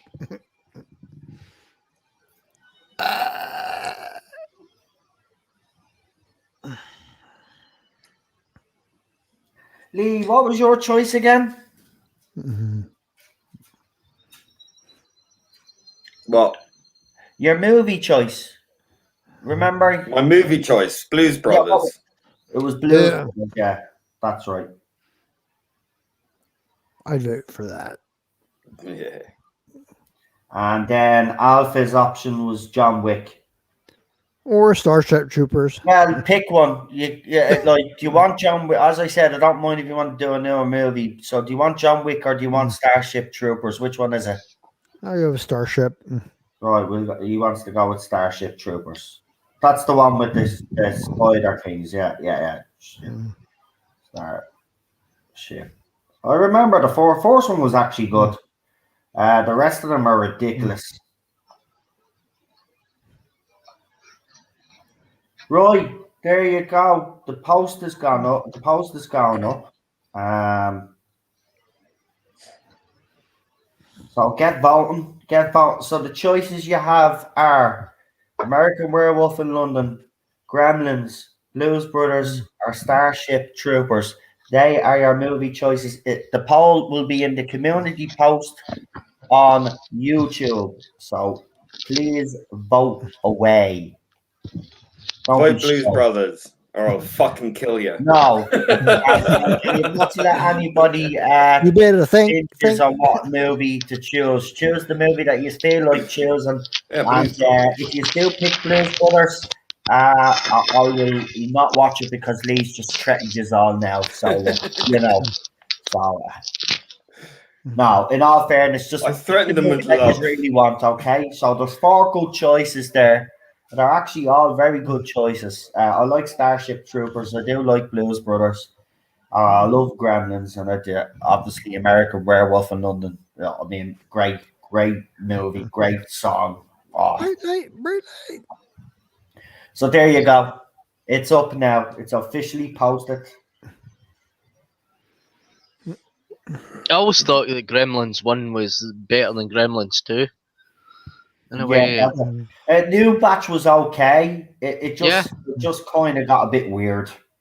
Yeah, with the Hulk Hogan bits in the movie, kind of, the interference with the movie and that, with the gremlins coming onto the screen and all that. And Yeah. I thought that was the most annoying part of it, when they stopped the movie and all that, because I was annoyed when I saw that in the cinema. Soon it will all be over.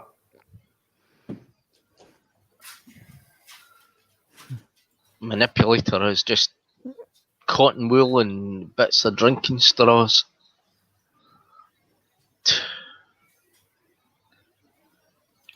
Do do do do do do do do do do do do do. That's the pub. So the hexachromite gas doesn't affect them; it just affects the marine animals and the. So, Doctor, I have found you. we have found you, Doctor.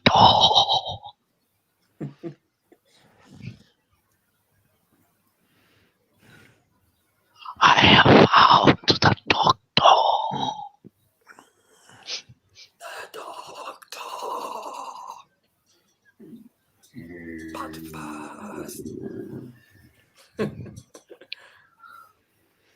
Don't do it, Doctor. Don't do it. Do not do it, Doctor. Oh! She died. What a against- waste of life. There's about this episode, this series, where it's a lot of killing that's in it, and it's unnecessary. There should have been another way.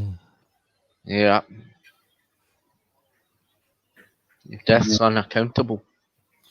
We must get to the bridge.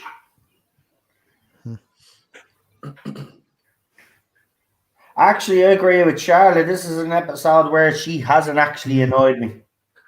Yeah.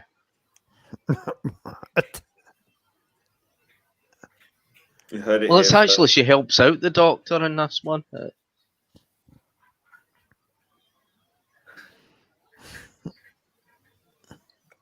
I do think that Janet Fielding was getting better at her role as Tegan towards the end. Yeah. It's like they all were getting better towards. It was like they were a kind of family together. It was like it's like they all got on together and they all knew what they were doing and all that. I liked her from the start.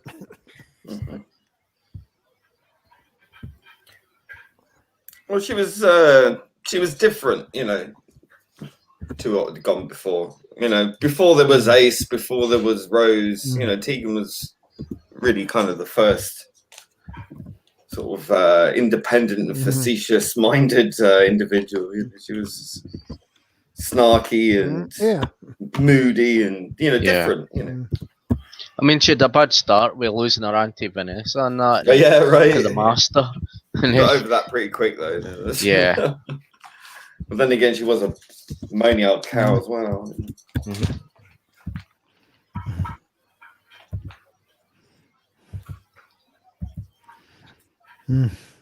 Why did the sea monster put the gun down on the floor like that? It's just, why would you do that?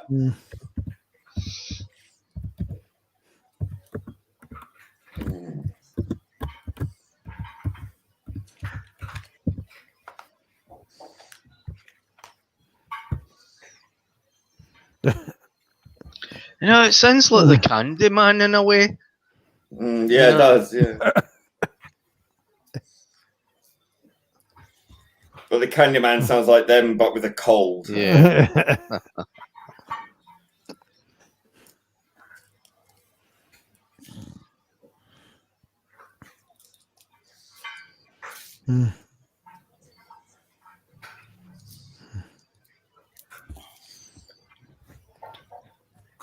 Plug in, plastic Doctor. straws, love it. Yeah, plug in, Doc.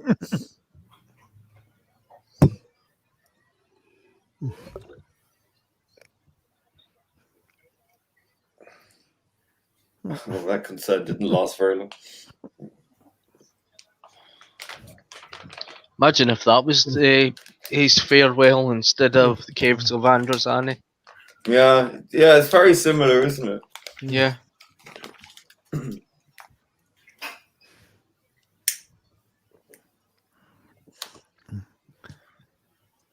Cave's I can still the hear best. Ted behind me munching away It's on very, his blood. very much the self-sacrifice of the Fifth Doctor, isn't it? Mm. Mm.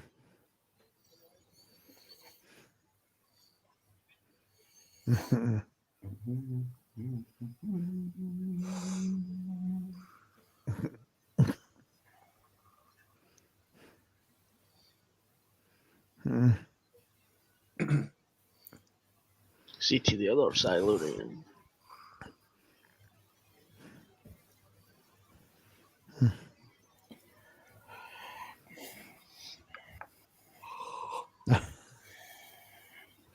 Yep.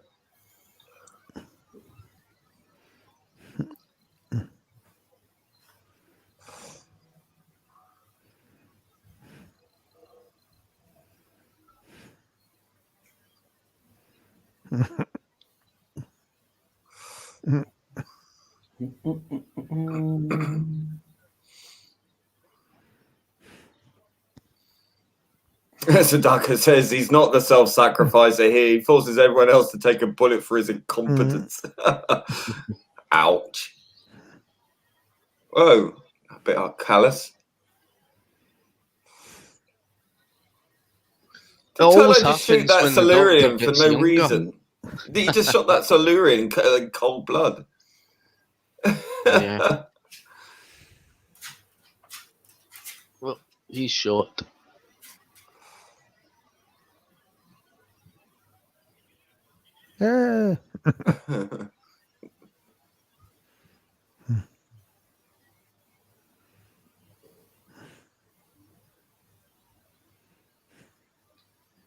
Everyone dies. Yeah. Just this once. Everyone dies.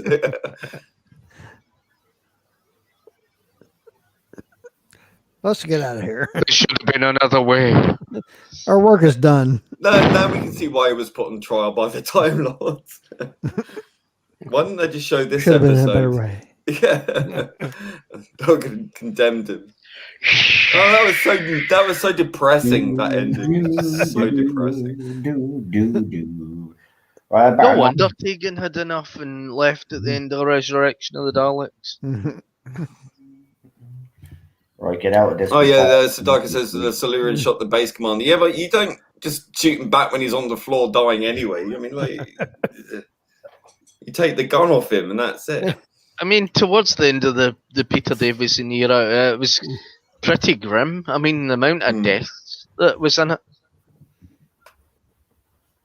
Sadaka says if the story doesn't have a clue what a better way would have been, it's no point. He's got no business preaching like we're wrong. Very good point. Right. Oh, Jesus. He just hates this story. Wow. Big yawn there. Okay, and I wouldn't even mind. I've been drinking coffee all during the stream, like, and I'm still yawning like a fucking idiot. Right, anyway, let's get into it. Let's get everybody's rating and review. Guys in the chat, if you would also like to give you a rating for this week's story, I will throw up a rating up on the screen. Don't forget, again, to vote for your favorite movie that you want us to watch on. We do Wednesday, don't we? Yeah, I get confused. I don't know. Right, movie stream. So go and vote. It's in the community section. On YouTube, every channel has a community section. Well, I think if you get over 1,000 subs, I think you get the community section. But go into the community section. The poll's there. Vote away, and we'll see what you all decide. I hear whispering going on. What? Someone's saying. Gremlins. What? From God. What? Right, well, hold on. We'll see if anybody has actually voted in the poll right now. And we've got six votes, and in the lead with a whopping 100% is American Werewolf in London. I do know my movies. Thank you, guys. Rigged. How Traitors. is it rigged? How is it rigged? I'm telling you all to go in and vote. By the No, way, because hold on for a minute. Hang on, right? In reality, you guys should be voting for user movie. So your movie, each of your movies should actually have a vote from you. Mine's guys, in second place at but you 40. didn't even bother. You didn't even bother. None of them have a vote. Zero. No, it says Blues Brothers 14%, American Werewolf in London 86%. Well, it's at the changing right now, but there you go. Yeah, now it's Blues Brothers.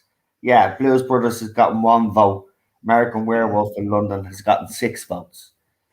But you haven't voted for your own stars, so don't be complaining to me, right? If your film doesn't get selected, you haven't even went in and voted yourselves. So where is go in and the vote. vote? Go in and I vote. can't find it. You go Community into on the community TARDIS Zone channel. Go to community and we'll find it there. See where it goes. Show it says videos, playlist, and stuff. You'll see one that says community, right? That's the one you go into. On your YouTube channel. Yeah. Right. The vote is on the YouTube because it's not fair just having it on Twitter because only people on Twitter can vote. This way, everybody can vote on YouTube. So it's in their community post. So vote for your own film. Don't be moaning at me if you lose. There you go. It's 75% now to American Werewolf in London. Obviously, someone voted for their movie. There's 8 votes now. In joint second place is Gremlins and Blues Brothers, which means Alpha hasn't voted on his movie. So go in and vote on your movie so you'll get your vote in. So there you go. Right, enough of that nonsense. If you don't vote on your movie and I end up winning, that's yours fault, not mine. Yeah. I've said it now. Can I change it back to John Wick? Just vote Blues Brothers. Is there a Doctor Who announcement tomorrow? I've just seen Eddie from Doctor TV has teased something on keeping my lips sealed. That's all I will say. But I would tell people to keep an eye on that Twitter account. That's all I'm gonna say. And don't nobody ask me because I have had people come to me and say what's the news. I'm saying nothing. I'm saying absolutely nothing. So we'll leave it to Eddie to do what he has to do, and then you will know. So yeah, no point asking me because as you know, even when I get my own source information, I'm not going to open my mouth unless I'm told to open my mouth. So there's no point of anybody sending me private messages and asking me because the answer would be simple as mind your own business and wait until everybody else finds out. Right. I'm done. Is someone choking? Sounded like someone was struggling to breathe there. Nope. Everybody's gone real quiet. I'm alive. Okay. Right. Anyway. Most importantly, I'm alive. If Eddie has anything to report, he'll report it. You know that. So just wait. Oh, we've lost someone. Oh, we've lost Alpha. Oh. Right. He'll probably be back. I hope he's all right. Maybe his internet's went down. We'll give him a chance to come back anyway. But yeah, look, all I'll just say to you is, as I've been saying to you for the last couple of weeks, expect something. Because we're getting to that squeaky bum time now. Those images of Whittaker, trust me, it's not. Something's went on. You don't need to be a rocket scientist to figure it out what's going on. It's glorious. But no, it's not. It's not. I disagree with you. It's not. How is it glorious? If he's still there, there's no fucking point of her even going. Right? It's simple. It's a step in the right direction. Let's put it that way. No, it's a step in the right direction to get rid of him. Well, absolutely. I mean, above all else, no two ways about it. Right, Sadako gives this a minus 100 out of 10. I think that's a little bit unfair, to be quite honest with you. I don't think it's that bad. I've seen worse. But fair enough. That's your score. I think. Hold on. Yeah, there we go. Jules gives it a 9 out of 10. She prefers to watch it over the curtain rubbish. Yeah. I agree. Warriors was nasty and preachy disgrace to the franchise long before Jodie's era happened. Doctor Who, Classic Who has always been preachy. And that's all I'll say in response to that. So, I mean, you know, thinking 5 out of 10.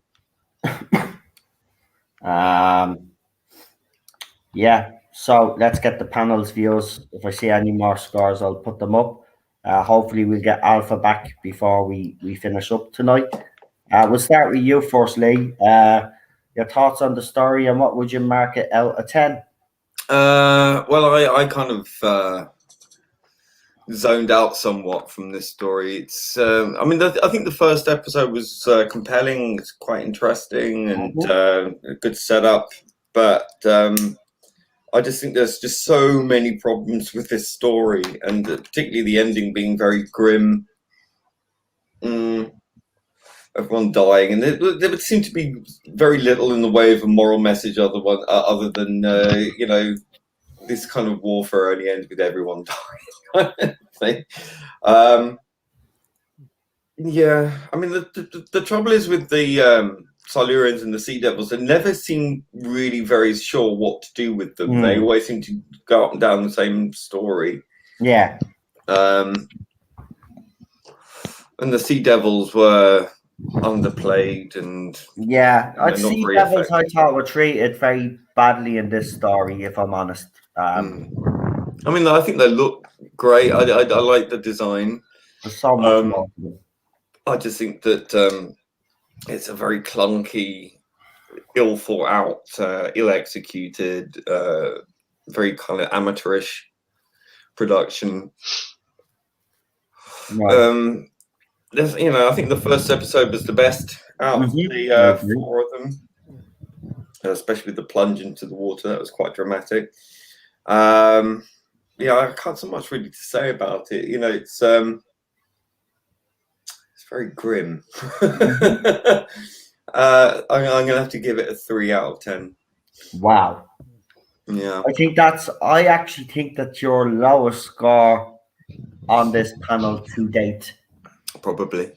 Although I think I gave. We have watched stories like feckin'. I think Delta and the Bannermen got worse than that. Yeah. I think I gave that a 2. I think. Did you? I don't know. I think you gave Delta and the Bannermen a 4. No, I don't think so. But I don't know. I can't remember. But I you know, it's down there with that. Okay, fair. That's fair enough. Not even Greg from Survivors could pull this. Okay, right. Well, let's see what Alpha has to say about it. But I think the story, it's so, and the market brings it down for everybody. And but I think Davidson's pretty good in this and what he does. But I give it 6 out of 10. Fantastic. Super Doctor. I give that a 5 out of 10. I mean, some parts of it is good. I mean, it's the base Under Siege, but it's a grim ending because everybody dies, and it's just the Doctor and Tegan and Turlough that's left, and the Doctor blames himself for it all and that, and just because he stumbled on something, and that all of it was kind of preventable. And I like the message of the Doctor being the peacemaker. You know, he was trying to make peace between 2 races and all that. And you know, it was never going to work out because the Silurians, the Sea Devils, and the humans in the base wanted to go different ways. The humans in the base wanted to basically destroy them, obliterate them, and that. And you know, it was just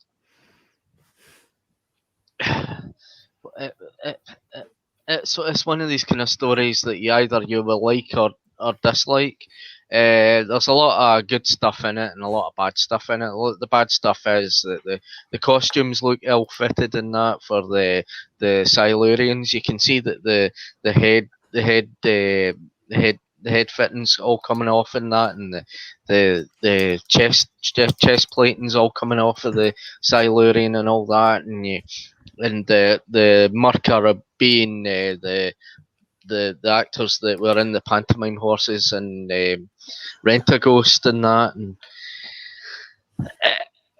it's basically that they were trying to make this a good production, but it just was one of the worst productions. But the sets were fine, and just the odd things and that, and the manipulator things and that, and the Ingrid Pitt, a great actress, got very little to do and all that. And I mean, that's kind of rather an insult to a good actress.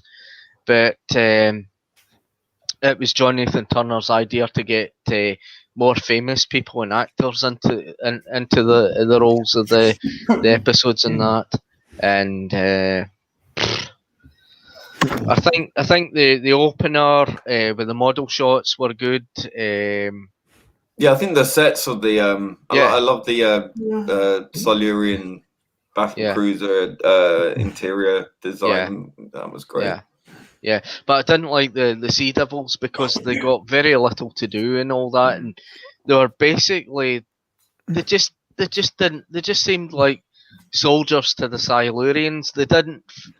They weren't their own race like they were in the Sea Devils. They were just like soggy Cybermen, really, weren't they? They were an afterthought.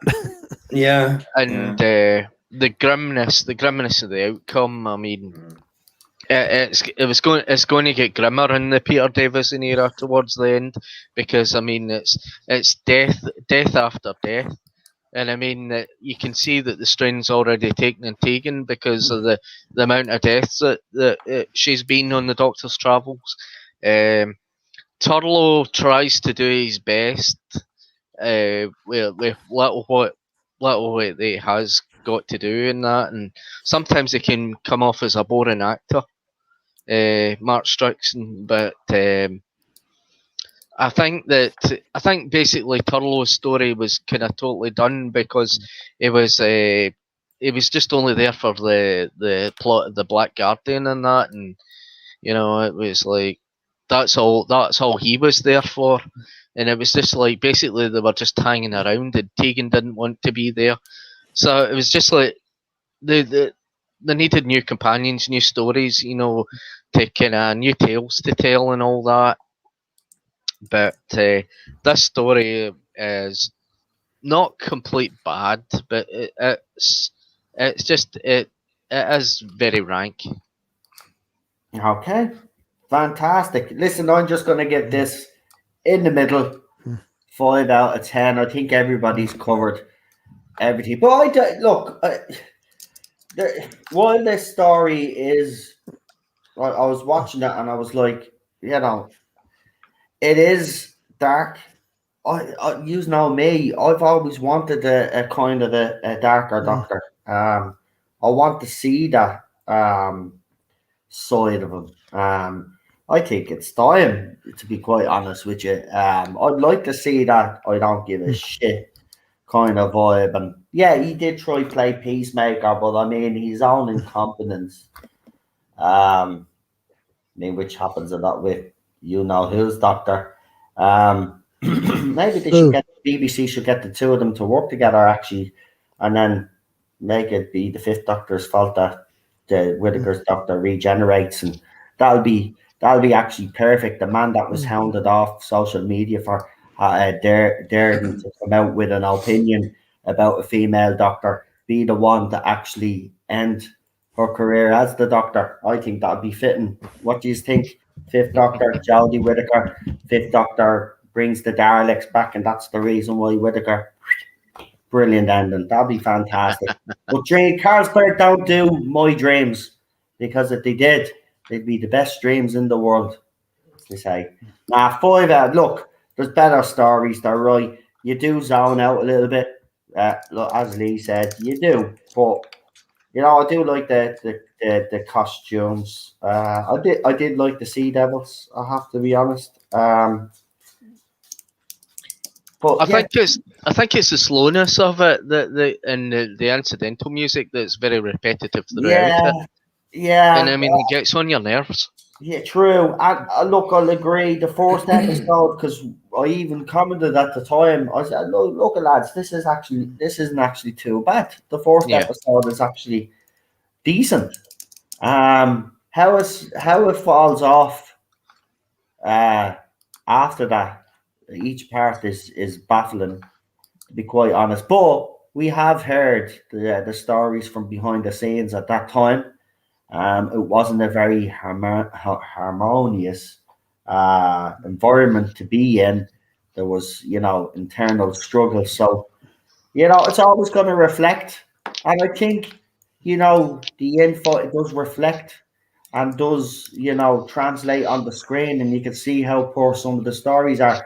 Oh, yeah. Example to the modern era right now, there's been problems behind the scenes on that. But look at the shows they've produced. Look at the episodes they've produced.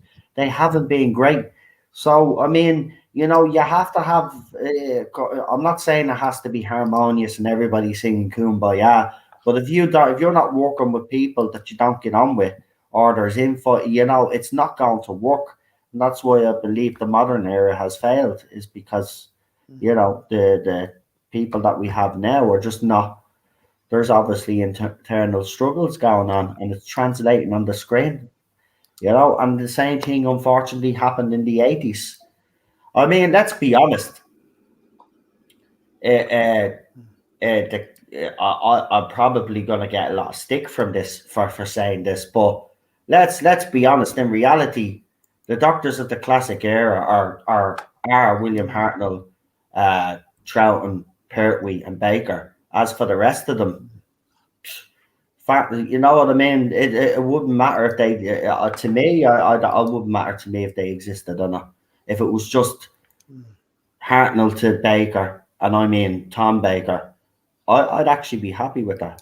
If that was Yeah. Classic Who, I wouldn't really mind if they weren't, part of Classic Who, and they never existed because those eras are just so flawed. Whereas I think the first four Doctors, yet they are not saying they didn't have bad stories, but the majority of their stories were brilliant, were absolutely fantastic. Some of the best writing, acting we'd seen.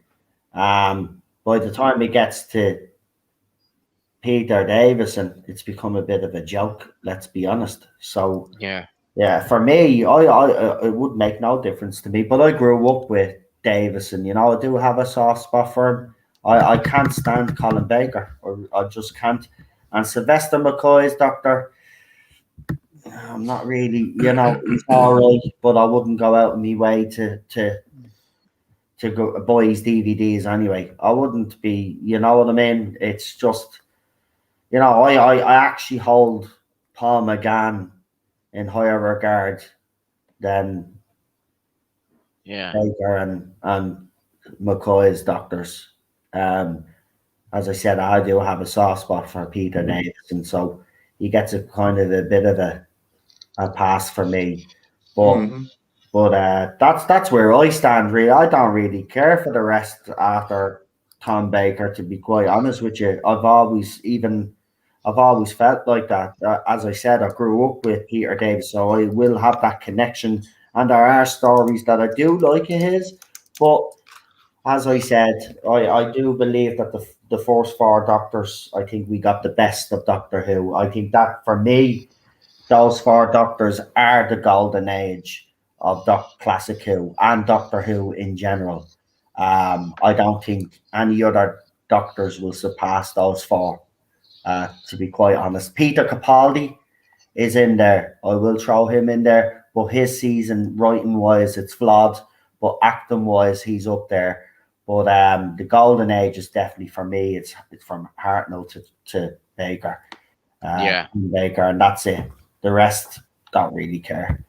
you know, and I do love New Who, as you know. There are seasons of New Who I do love.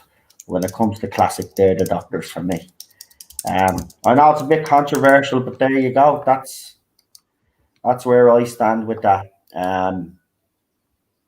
So yeah, I'm just gonna read out Alpha Omega Super Chat because he's given out to me. He's telling me to go and bring me doggy out for a walk, and he's right. So I'm gonna have to do that now. So my battery's about to go dead, is bleeding well. But hold on, we'll read it out if I can fucking get this to scroll up.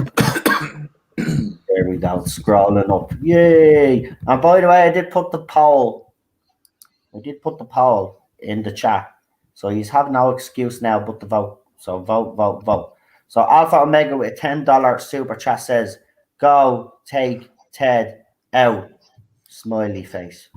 I better do what Alpha tells me to do, because if I don't, I'll have Cheryl on me back as well. Why have you brought Ted out? So, gonna bring Ted out. We're back for New Who. Tomorrow it's Amy's Choice. We've seen Amy's Choice. Oh, not Amy's Choice. Sorry, wrong one. It's Cold Blood. Oh, Jesus Christ! It's not Family of Blood. No, it's Chris Chibnall's. It's Chris Chibnall, and we're doing the two of them. Well, I'll see you next week. Yeah. But we said we are going to do them. So join us for Chris Chibnall. There. God, it just doesn't sound right, does it? Oh, I just can't. Oh, man.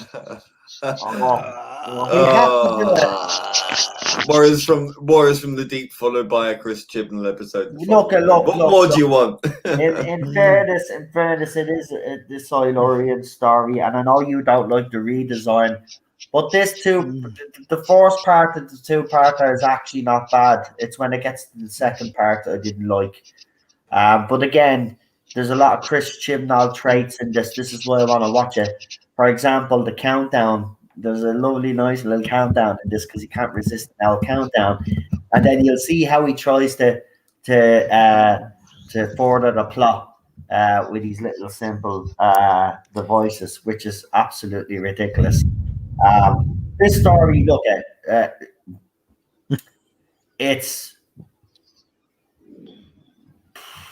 it's probably the second best thing that Chris Chibnall has done with Doctor Who. He's probably wondering which is the best thing he's done for Doctor Who. Well, believe it or not, I would have to say it was the latest festive special. That's the best thing that he's written for Doctor Who. I think this is second, the two stories that we're doing tomorrow. The festive, listen, I know people criticize. The festive special, yes, had plot holes. But for once, when I sat down and watched the Chris Chibnall episode, I actually felt like I was watching Doctor Who. It did have its flaws. Of course, it had its flaws. It's Chris Chibnall. He never gets anything right. But there are some elements within that festive special that made me say, well, it's 3 years too late. You know, if he had started off like that and then built up and got better, then I'd have no problem with his era. But he's never going to get better. That's the best you'll get. And is that good enough? No, it's not good enough. It'll never be good enough. You know, RTD set the standard for New Who, right? If you cannot at least get to that standard, or even just below that standard, then you're not good enough. Stephen Moffat was able to get to that standard to a certain extent. He wasn't as good as RTD when it comes to character development and all of this, but he still reached a certain standard. Chris Chibnall's not even halfway up to that standard. He's way below. And that's why everybody say this. Listen, you can all celebrate Whittaker going. I was originally going to. There's no point. There's no point to celebrating her going, because that clown, if that clown is still fucking driving the car, right? There's no fucking point. Right, it's game over. Forget about it. Doctor Who is gone. Might as well wipe our asses with it and flush it down the fucking toilet. It's done. So we need to get past this mentality. Oh, Whittaker's gone. Yeah, okay, it is a step in the right direction. I agree with Lee to a certain extent. It is a step in the right direction. But it's not good enough. It's a baby step. We need giant steps now. Chris Chibnall needs to get his fucking ass out of there, and he needs to go as well. End of. Nothing else will do. Her going alone is not going to save this show. I want this show to go on. People complain to me all the time, oh, you always hate on the show. The reason why I'm so passionate about it is because I care about it. I want it to be on TV for a very, very long time. But under that clown, it's never going to be. So we can all celebrate where they're going, but it'll be a hollow fucking victory, because if that clown's still fucking there, the show's going to nosedive even further, and then there won't be a fucking show to save. So it'll be done. Right, I'm going to get the lads to do their channel shout-outs. I'll give Daniel's channel the shout-out, obviously, because Charlotte is not here. So go and check out their channel. They'll be back for the Line of Duty reviews. And I want to thank everybody that got Daniel to 200 subscribers. It was a personal goal of his. He has finally reached that goal. So let's try get him to 250 now, 300. So please subscribe to his channel. Keep supporting him, because he does some great streams on that channel. And you'll see him on other people's channels as well. He's getting himself out there now, and he's doing some great stuff. So that's Daniel's channel. Go and check it out. I know he's already put the link in the chat. If you haven't subscribed already, I recommend that you do. Lee, go and give your shout outs. Follow me in the Twats at Being Problem. Buy my song on Amazon or on Spotify. You can or he'll haunt you for the rest of your fucking life. iTunes, yeah, or I'll fucking kill you. And it's called Ocean Man, Meltdown Ocean Man. It's got Hilbert's baby face, that guy you might know. That's the one. And I've got another channel, Audred Audio Visuals. It's got all my stuff on there. And brilliant. Brilliant. And we just seen Alpha Omega there. He a couple of times he showed his old face on screen. But Alpha, go. We know you have your channel up now. Go and shout out your channel. Let everybody know if you have up and coming. And if there's a couple of channels you want to give a little special mention to, you're more than welcome to do so. Go ahead. Yeah, as always, all the people who are here, support them. And like Problem Being just said, support Daniel. And do that thing. I'm on Twitter and Alpha Omega, and I'll be having a video out tonight. Ooh. On the MCU. Wow. Right. Well, I'll get to Alpha's channel and subscribe, because he'll have his first video out tonight. So there you go. Something for you to look forward to now. Super Doctor. I've got a channel under Real Super Doctor, a YouTube channel, and I've got a Twitter account under Real Super Doctor. Fantastic. And you know where to find me, of course. I have this channel, of course, and I do have the other channel, The Irish Geek. So if you want to check that out for some gaming content and stuff, go and check it out. We'll be back here tomorrow for some Chris Chibnall rubbish. But we're going to do it anyway and get it done and over with, because, we've got some good stories coming up after it anyway. So, we'll only be miserable for this weekend. Next weekend, we won't be as miserable. Well, we're still doing Colin Baker, so we'll be miserable. But other than that, we'll have other stuff. But listen, again, I say it every time, thanks for the support. Really do appreciate it. And that's it. I don't think I have any more to say, really. Don't forget to check out next week's episode is Mind Warp, by the way. And that's it. So I want to thank Alpha and everybody else that contributed with the super chat, and all the rest is in the chat each week for supporting us. We really do appreciate it. I want to thank all my panelists as usual. Problem Being, Alpha Omega, Super Doctor, and Queen Charlotte. We will hopefully all see you on this panel next week for some Classic Who, and I will see you guys tomorrow for the ones that are brave enough. Yeah.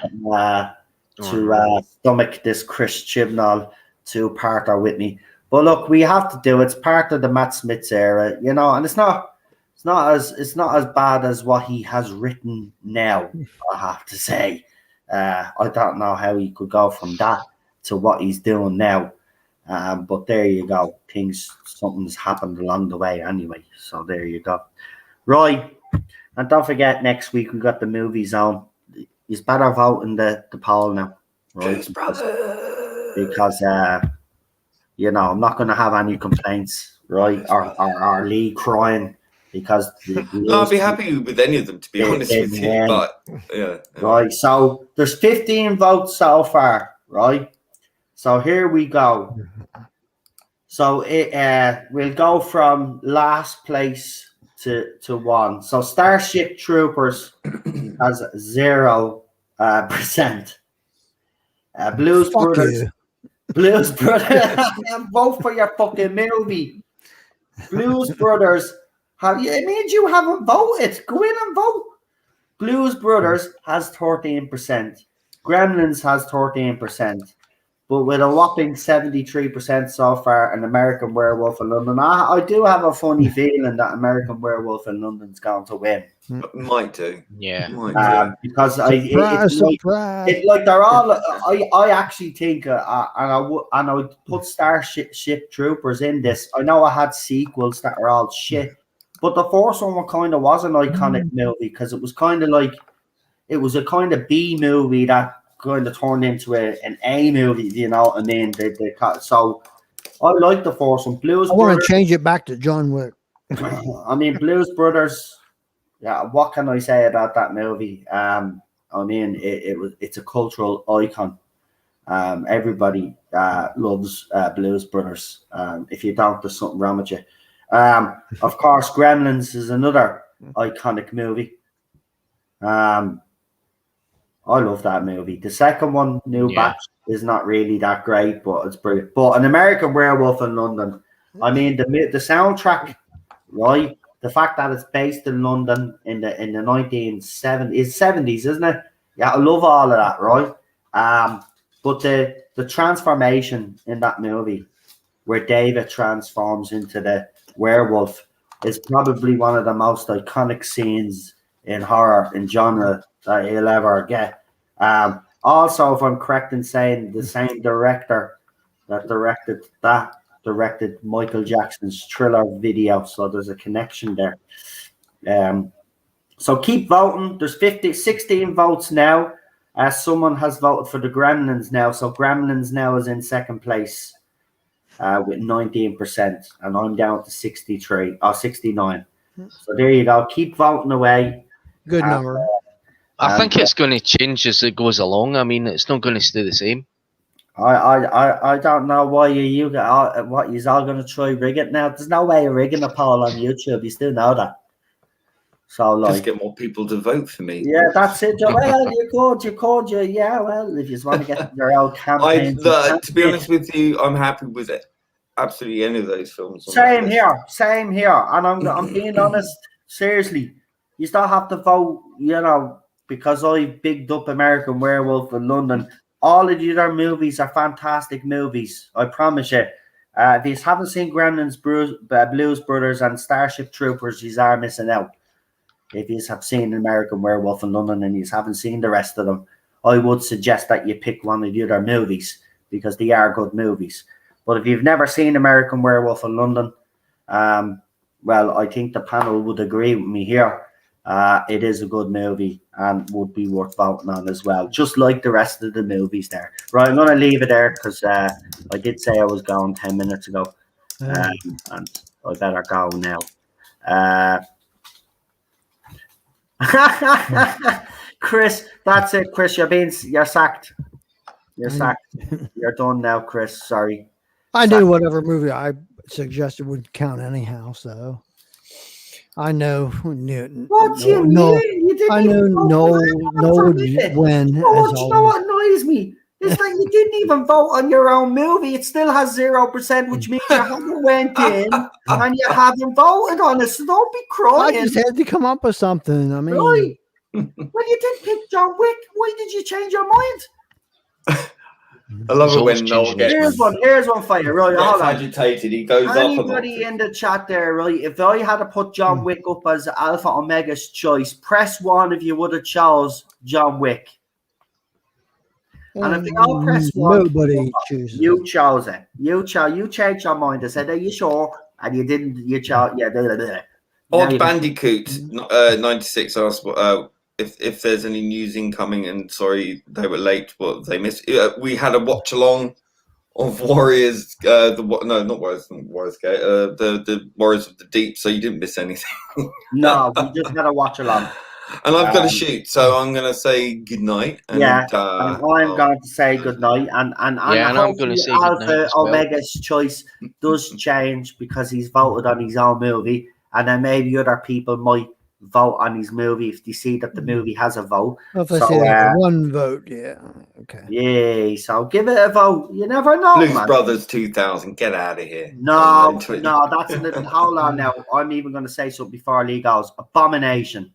Yeah, right. Not right. It's just not There's right. only one Blues Brothers, and that is it. That's it. That's it. Right. Lee is going to go off. Here's the classic trailer. Good night, folks. Stay safe. Look after yourselves. Enjoy the good weather.